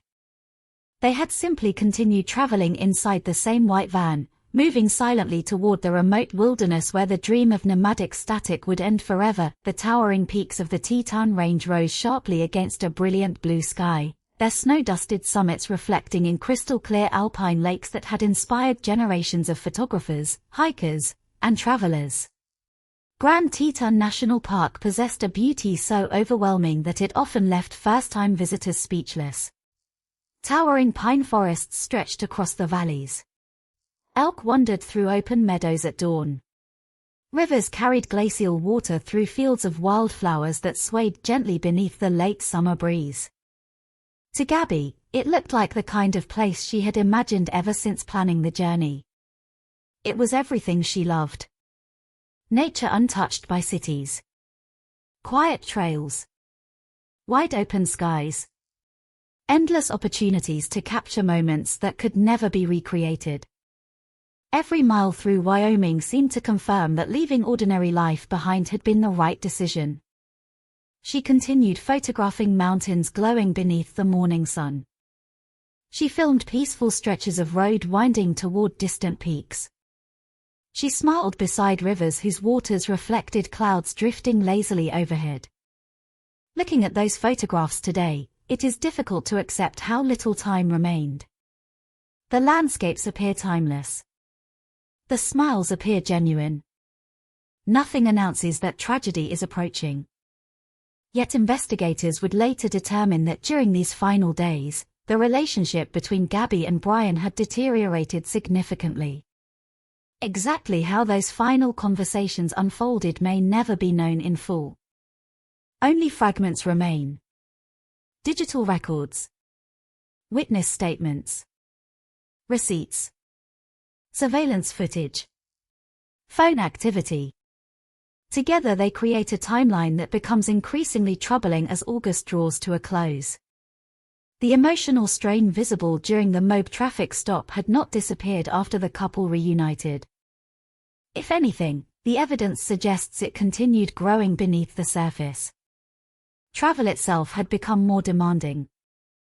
Weeks of living inside the small Ford Transit were beginning to take a physical and emotional toll. Laundry needed attention. Supplies had to be replaced. Money required careful management. Long drives left both travelers exhausted. Minor inconveniences accumulated day after day. Stress has a peculiar way of magnifying unresolved conflict. Arguments that might once have ended quickly begin lasting longer. Small disagreements become symbols of larger frustrations. Silence replaces conversation. Simple misunderstandings begin carrying emotional weight far beyond their original cause. No one outside the relationship witnessed every moment. But those who later reconstructed the timeline noticed subtle changes. Gabby's communication with family became less predictable. Some messages seemed shorter than usual. Friends later recalled hearing from her less frequently than before. Again, none of these details alone suggested immediate danger. People traveling through remote national parks often lose cellular service. Long drives interrupt conversations. Busy schedules delay responses. Only after everything ended did these ordinary gaps begin appearing significant. Despite the growing tension, Gabby continued trying to build the future she had envisioned. She remained committed to her travel blog. She continued planning content.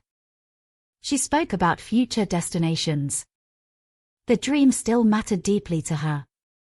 That determination makes the final weeks particularly heartbreaking. Even while carrying emotional burdens invisible to the outside world, she continued investing energy into a future she fully expected to experience. Investigators later discovered that the couple spent time around Grand Teton National Park during the final week of August. The park itself attracts millions of visitors every year. Campgrounds fill quickly during summer. Tourists arrive before sunrise hoping to photograph wildlife. Hikers disappear into backcountry trails for days at a time. Among so many travelers, one white camper van attracted little attention. It blended naturally into the landscape. Just another young couple exploring America's national parks. Just another adventure. The ordinary appearance of the trip would later complicate the investigation.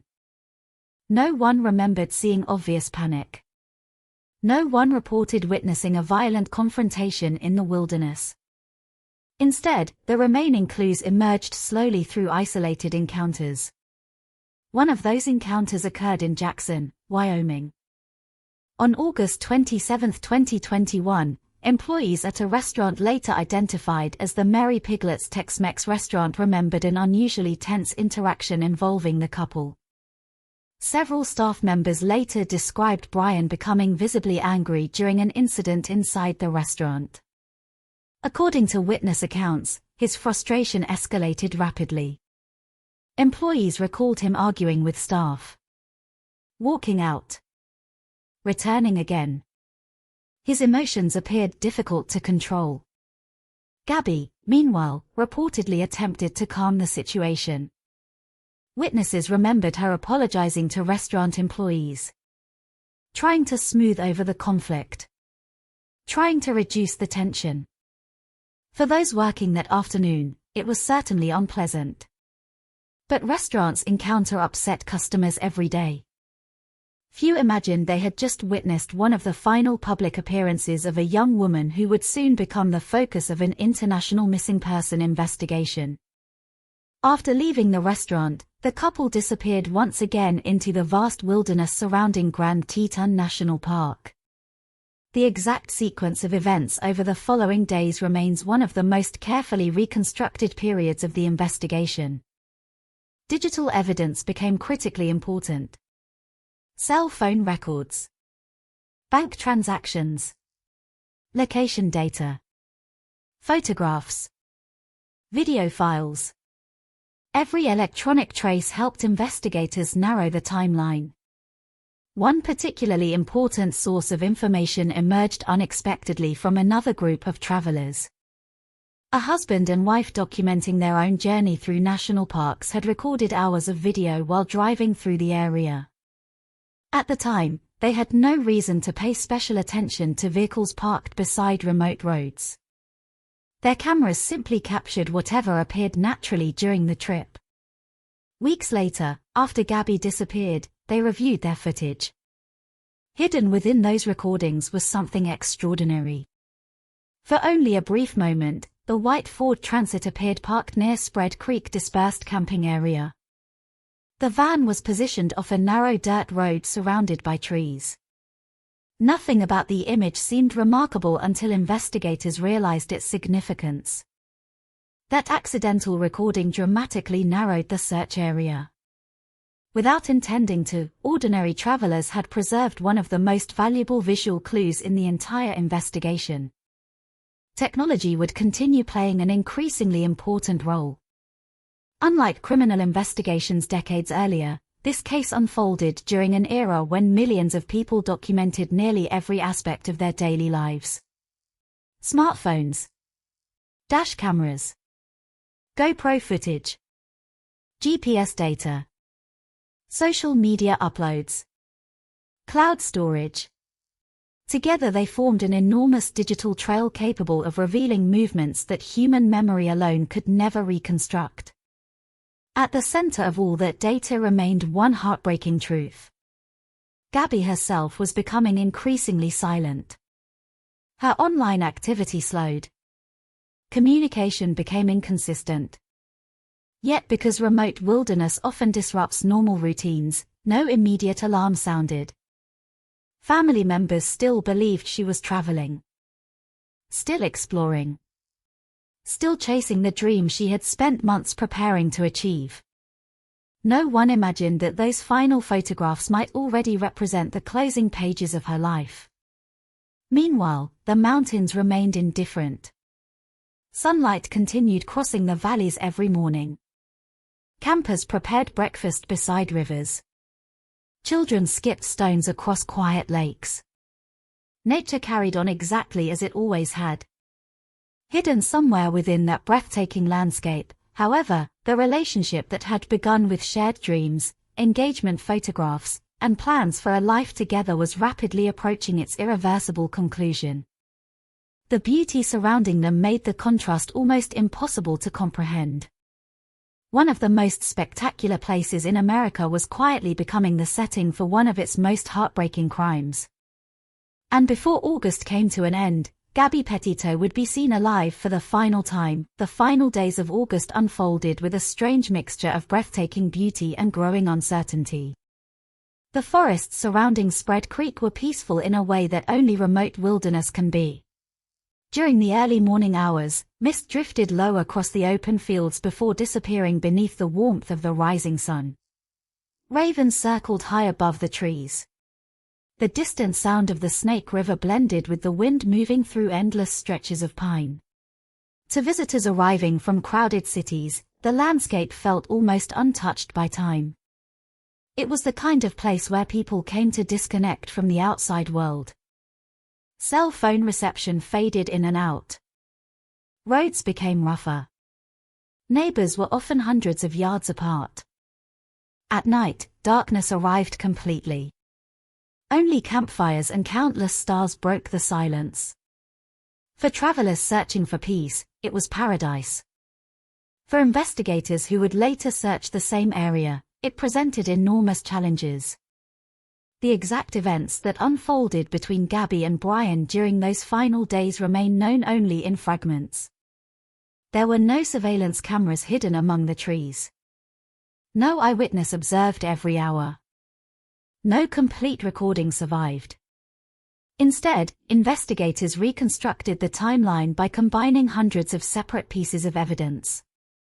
Phone records, text messages, bank transactions, digital metadata, witness interviews, vehicle sightings. Each fragment became part of a puzzle whose full picture could never be perfectly restored. One of the last confirmed public sightings of Gabby came from people who encountered the couple around Grand Teton National Park during the final week of August. Witnesses later described seeing the white Ford Transit parked in the Spread Creek dispersed camping area. Nothing appeared unusual. Campers arrived and departed throughout the day. Vehicles came and went. Hikers returned from nearby trails carrying backpacks covered in dust. The white van blended naturally into its surroundings. It looked exactly like dozens of other vehicles parked throughout the campground. That ordinary appearance would later become one of the investigation's greatest obstacles. Nobody had a reason to pay close attention. Nobody thought they were looking at the future scene of a homicide. During this same period, Gabby's communication with family became increasingly inconsistent. For parents, that change was confusing but not immediately alarming. National parks are notorious for poor phone reception. Messages often arrive hours late. Calls frequently fail. Travelers disappear from the digital world for days before reconnecting somewhere with better service. At first, the silence seemed explainable. Her family continued believing she was moving from one destination to another, continuing the adventure she had dreamed about for so long. The social media posts added to that impression. Several photographs appeared online during the last days of August. Smiling portraits, mountain landscapes, peaceful scenery. Later, investigators examined the timing of those uploads carefully. Some observers questioned whether every post had actually been published by Gabby herself. While the investigation could not conclusively establish who uploaded every piece of content, the timing became one of many details scrutinized after her disappearance. The uncertainty surrounding those posts deepened the mystery. Were they scheduled in advance? Were they uploaded later? Did they accurately reflect what was happening at that moment? Those questions would remain part of the broader investigation. Meanwhile, another trail of digital evidence quietly accumulated. Cell phone activity, location information, financial transactions. Unlike photographs, electronic records carry timestamps that cannot easily be explained away. Investigators would eventually rely heavily on those records to reconstruct movements during the final days. Among the most significant pieces of evidence were transactions involving Brian's use of financial accounts after investigators believed Gabby had already died. Those activities would later become an important part of the federal case against him, separate from the homicide investigation itself. At the time, however, no one outside the relationship knew any of this. The couple had effectively disappeared into one of America's largest wilderness regions. That disappearance did not initially seem unusual. Thousands of visitors entered Grand Teton National Park every week. Many intentionally disconnected from technology. Many spent days camping without communicating with anyone. Silence was part of the experience. What no one realized was that somewhere within those forests, the journey documented so carefully over nearly 2 months had come to an end. Investigators later concluded that Gabby died by manual strangulation sometime during the final week of August. The medical examiner would ultimately classify her death as a homicide. Manual strangulation is an intensely personal form of violence. Unlike crimes committed from a distance, it requires prolonged physical contact. It reflects a terrifying level of direct aggression. Forensic specialists have often noted that such acts involve sustained force over time, making them among the most disturbing forms of interpersonal homicide. Exactly what words were spoken during those final moments? Whether there was another argument? Whether there was silence? Whether there were pleas? Those answers disappeared forever. Only 2 people were present. One lost her life. The other would never stand trial. After Gabby's death, the white Ford Transit remained near Spread Creek for a period before eventually beginning the long journey back across the United States. That drive would later become one of the investigation's most disturbing aspects. Nearly 2,300 miles separated Wyoming from Northport, Florida. The trip required days of travel. Gas stations, highways, hotels, rest stops. Thousands of opportunities existed to contact law enforcement or notify Gabby's family. Instead, the van continued east. On September 1st, Brian arrived back at his parents' home in Florida. He was alone. Gabby was not with him. The young woman whose dream had been to travel America and share its beauty had vanished without explanation. Yet no missing person report had been filed. Her family still believed she was somewhere on the road. Still moving west. Still creating memories. Still planning to call home when better cell service became available. As days passed, anxiety slowly replaced optimism. Texts went unanswered. Phone calls reached voicemail. Family members attempted to contact both Gabby and Brian. They received no meaningful response. The silence grew heavier with every passing hour. For Gabby's parents, confusion gradually transformed into fear. Something no longer felt right. A young woman who had eagerly shared her adventures had suddenly become unreachable. Brian's return without her only deepened the mystery. Instead of offering explanations, he remained silent. Following legal advice, neither he nor his family answered the growing number of questions coming from Gabby's relatives. To investigators, this period would later become one of the most frustrating stages of the case. Critical time passed while those closest to the situation struggled simply to determine where Gabby was. By the time she was officially reported missing on September 11th, precious days had already been lost. Those lost days mattered. Evidence changes. Weather alters landscapes. Wildlife affects outdoor crime scenes. Witnesses forget details. Vehicles move. Digital records continue accumulating while physical traces slowly disappear. When the official search finally began, investigators faced an enormous challenge. The western United States covers millions of acres. National parks alone contain vast areas of rugged terrain where locating a single individual can seem almost impossible. Few people realized that one accidental video recorded by another traveling couple would soon provide investigators with exactly the breakthrough they desperately needed.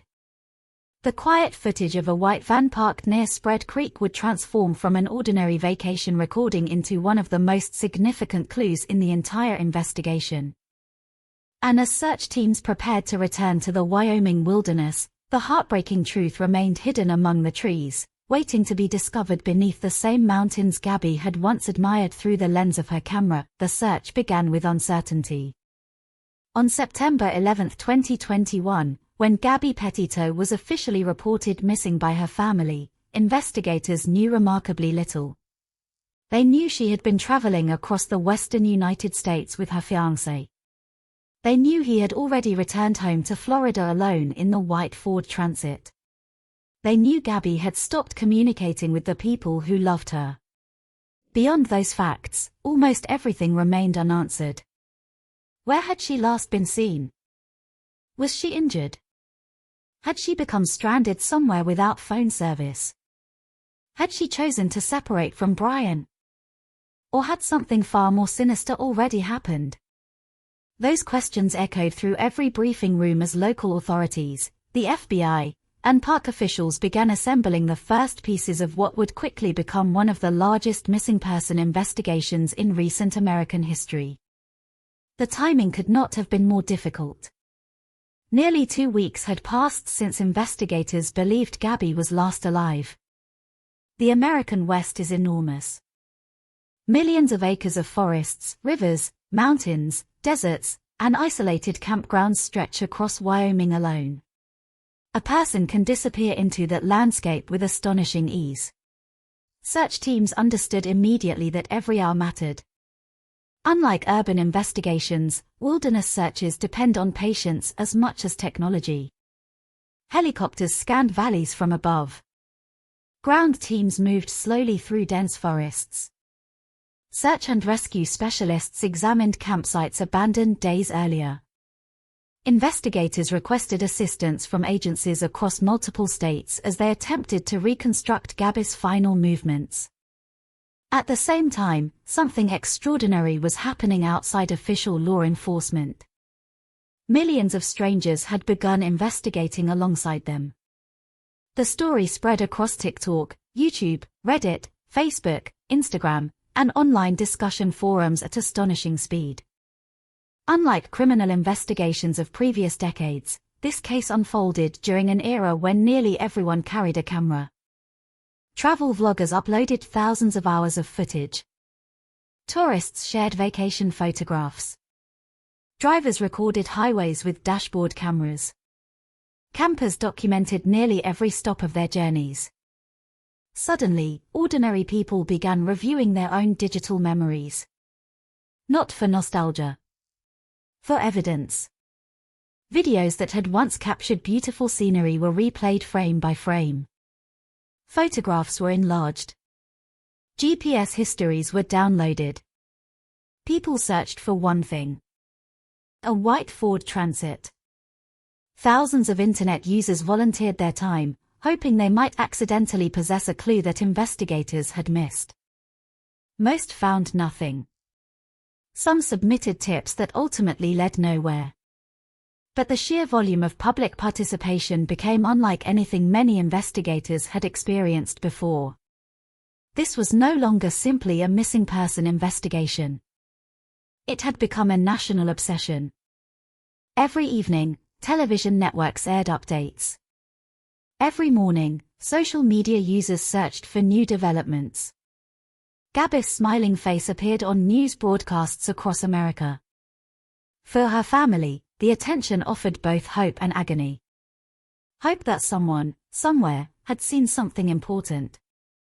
Agony because every passing day without answers increased the likelihood that the ending would not be the one they desperately wanted.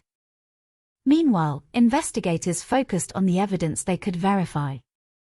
Phone records, financial transactions, vehicle movements, witness interviews. Every confirmed detail narrowed the timeline.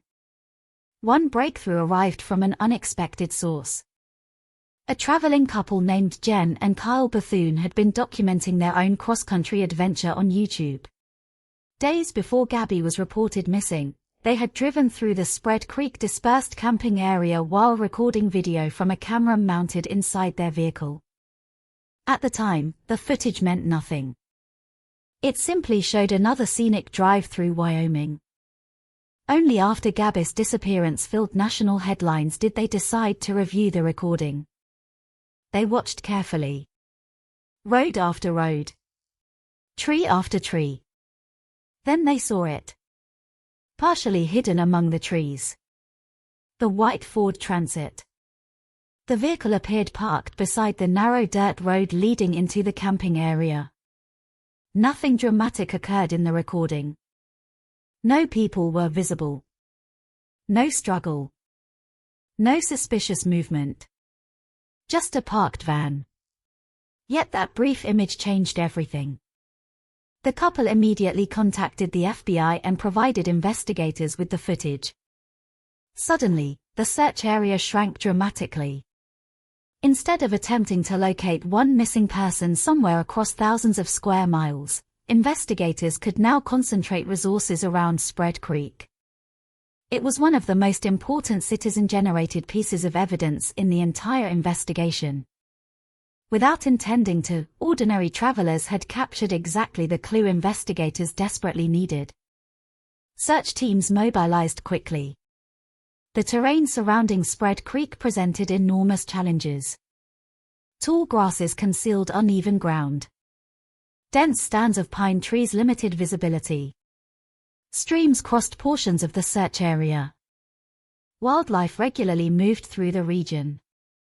September weather remained unpredictable, with cold nights followed by warmer afternoons. Every step required careful attention.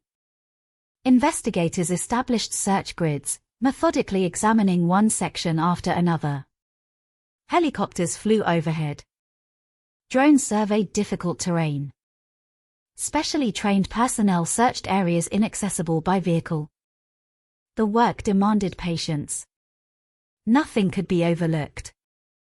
At the same time, forensic investigators carefully documented every location connected to the white van. Tire tracks. Footpaths. Possible campsites. Discarded items. Even the smallest object could prove significant. Unlike television dramas, real investigations rarely produce dramatic discoveries within minutes. Most progress comes through slow, repetitive work. One search area. Then another. One clue. Then another. Every possibility examined before moving forward. As investigators worked in Wyoming, public attention shifted toward Florida. Questions surrounding Brian Laundrie grew louder every day. He had returned home alone. He had retained an attorney. He was refusing to speak publicly. Many people interpreted that silence as deeply suspicious. Others cautioned against drawing conclusions before evidence emerged. Legally, investigators could not simply assume guilt. Emotionally, however, public opinion had already begun hardening. Television crews gathered outside the Laundrie family home. Neighbors watched reporters broadcasting live from their street. Questions echoed continuously. Where was Gabby? Why had Brian returned without her? Why wasn't he helping investigators? No satisfactory answers came.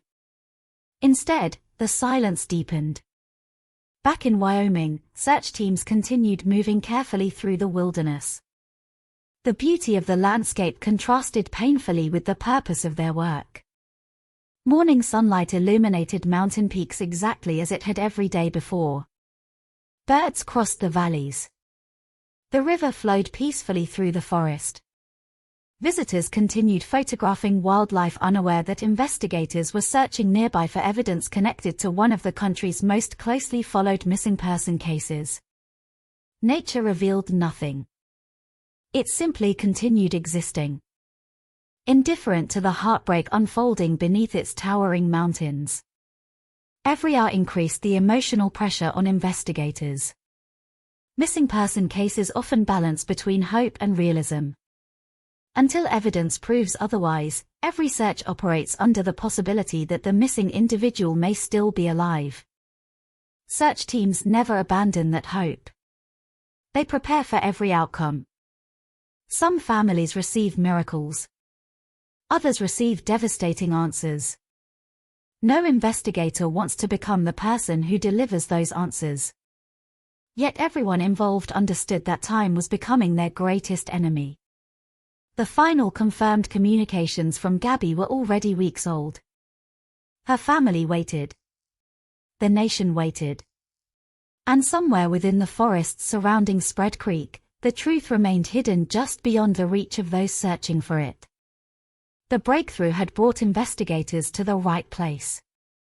Now they faced the heartbreaking task of discovering exactly what had happened beneath the shadow of Wyoming's magnificent mountains. The morning of September 19, 2021, began like many others in Grand Teton National Park. The air was cool enough that a light mist clung to the grass before the sun slowly burned it away. Dew covered the low shrubs scattered across the open fields. In the distance, the jagged peaks of the Teton Range stood beneath a cloudless sky, their sharp silhouettes unchanged by the tragedy hidden somewhere below. Search teams returned to the Spread Creek area with quiet determination. By now, investigators had concentrated nearly all of their efforts within the region identified through witness statements, digital evidence, and the now famous travel video showing the white Ford Transit parked near the dispersed campground. Every member of the search team understood the emotional weight of the assignment. They were no longer searching randomly across the American West. They were searching a place where they believed Gabby had spent her final days. The terrain demanded patience. Tall sagebrush concealed the uneven ground. Fallen trees interrupted walking paths. Patches of dense vegetation blocked visibility only a few yards ahead. Searchers moved carefully, maintaining their assigned lines while scanning every section of Earth for anything that appeared unusual. Hours passed. The silence was broken only by occasional radio communication between search teams coordinating their positions. Then everything changed. One section of the search operation stopped moving. A call went across the radio requesting investigators and forensic personnel. The discovery had been made. From that moment forward, the search was no longer a rescue mission. It had become a homicide investigation. Human remains had been located in a remote area near the Spread Creek dispersed camping area. The location was not far from where the white Ford Transit had been recorded weeks earlier. Experienced investigators immediately secured the scene. No unnecessary movement was permitted. Every footprint mattered. Every blade of grass could contain evidence. Crime scene specialists began documenting the area with extraordinary care. Photographs were taken before anything was touched. Measurements were recorded. Weather conditions were documented. The surrounding landscape was examined from multiple directions to preserve every possible detail. Although formal identification required forensic confirmation, investigators already understood the heartbreaking probability. Hours later, during a nationally televised press conference, FBI officials announced that the remains were believed to be those of Gabby Petito. The announcement sent shockwaves across the country. Millions of people who had followed the investigation online watched the update in silence. Hope, which had grown smaller with each passing day, disappeared almost instantly. For Gabby's parents, the moment represented the unimaginable becoming reality. Only days earlier they had pleaded publicly for information. They had begged anyone who knew something to come forward. Now they faced the confirmation every family fears most. Their daughter would never come home. The crime scene itself presented investigators with enormous challenges. Nearly 3 weeks had passed since Gabby was believed to have died. Outdoor environments change constantly. Rain alters soil. Wind moves vegetation. Wildlife can disturb evidence. Temperature fluctuations accelerate decomposition. Every passing day complicates forensic reconstruction. Despite those obstacles, investigators worked methodically. Nothing was rushed. The area surrounding the remains was searched inch by inch. Potential evidence was marked before collection. Soil samples were preserved. Nearby objects were photographed and catalogued. The objective was simple. Reconstruct as much of the final sequence of events as science would allow. In the days that followed, the Teton County Coroner's Office performed the autopsy. The examination confirmed what investigators had increasingly suspected. Gabby's death had not been accidental. The official cause of death was determined to be manual strangulation. The manner of death was ruled a homicide. Those words carried enormous significance. Manual strangulation is one of the clearest indicators of intentional interpersonal violence. Unlike many other forms of homicide, it requires sustained physical force over a period of time. Medical experts have repeatedly explained that unconsciousness does not occur instantly. The assault continues beyond the initial loss of consciousness if death is to result. That reality underscored the deeply personal nature of the crime. For investigators, the ruling fundamentally changed the direction of the case. They were no longer searching for a missing traveler. They were investigating murder. Attention immediately shifted toward Brian Laundrie. Long before the autopsy findings became public, many observers had questioned his actions after returning to Florida alone. Now those questions became far more urgent. Why had he driven home without Gabby? Why had he refused to speak with investigators? Why had he remained silent while her family desperately searched for answers? Law enforcement officials emphasized that evidence, not public opinion, would determine the course of the investigation. Still, the focus increasingly centered on one person. The FBI executed search warrants. Digital devices were examined. Phone records were analyzed in greater detail. Financial transactions received renewed scrutiny. Investigators attempted to reconstruct every movement Brian had made during the days following Gabby's death. The case expanded rapidly across multiple jurisdictions. Wyoming investigators worked alongside the FBI. Authorities in Florida coordinated parallel investigative efforts. Digital forensic specialists examined electronic evidence. Behavioral analysts reviewed witness statements. The amount of information grew by the hour. Meanwhile, media attention reached extraordinary levels. Television networks interrupted regular programming with updates. Helicopters filmed live images outside the Laundrie family home. Thousands of people gathered nearby, holding signs demanding justice for Gabby. Flowers, candles, handwritten notes, and photographs appeared outside the Petito family's residence as strangers mourned alongside relatives and friends. Across social media, Gabby's photographs continued circulating.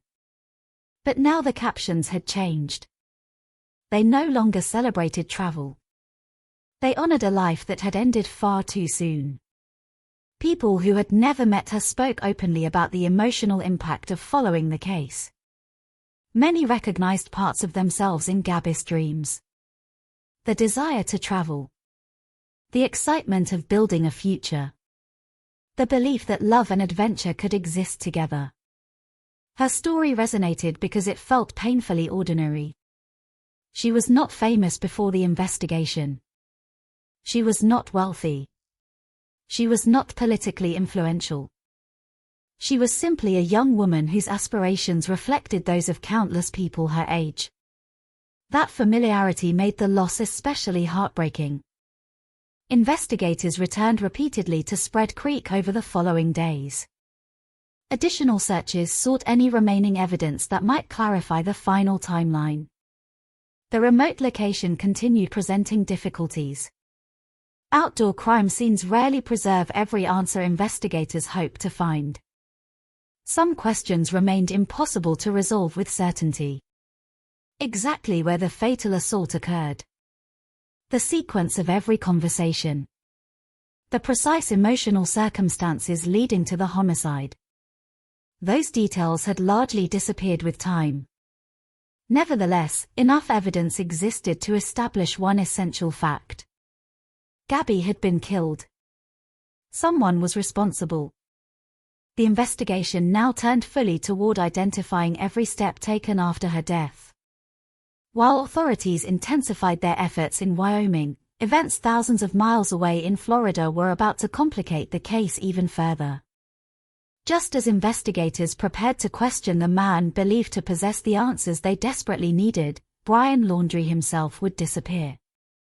His disappearance would launch another massive search, transforming an already extraordinary investigation into one of the most closely followed manhunts in recent American history. The search for Gabby had ended in heartbreaking certainty. The search for the man believed responsible was only just beginning.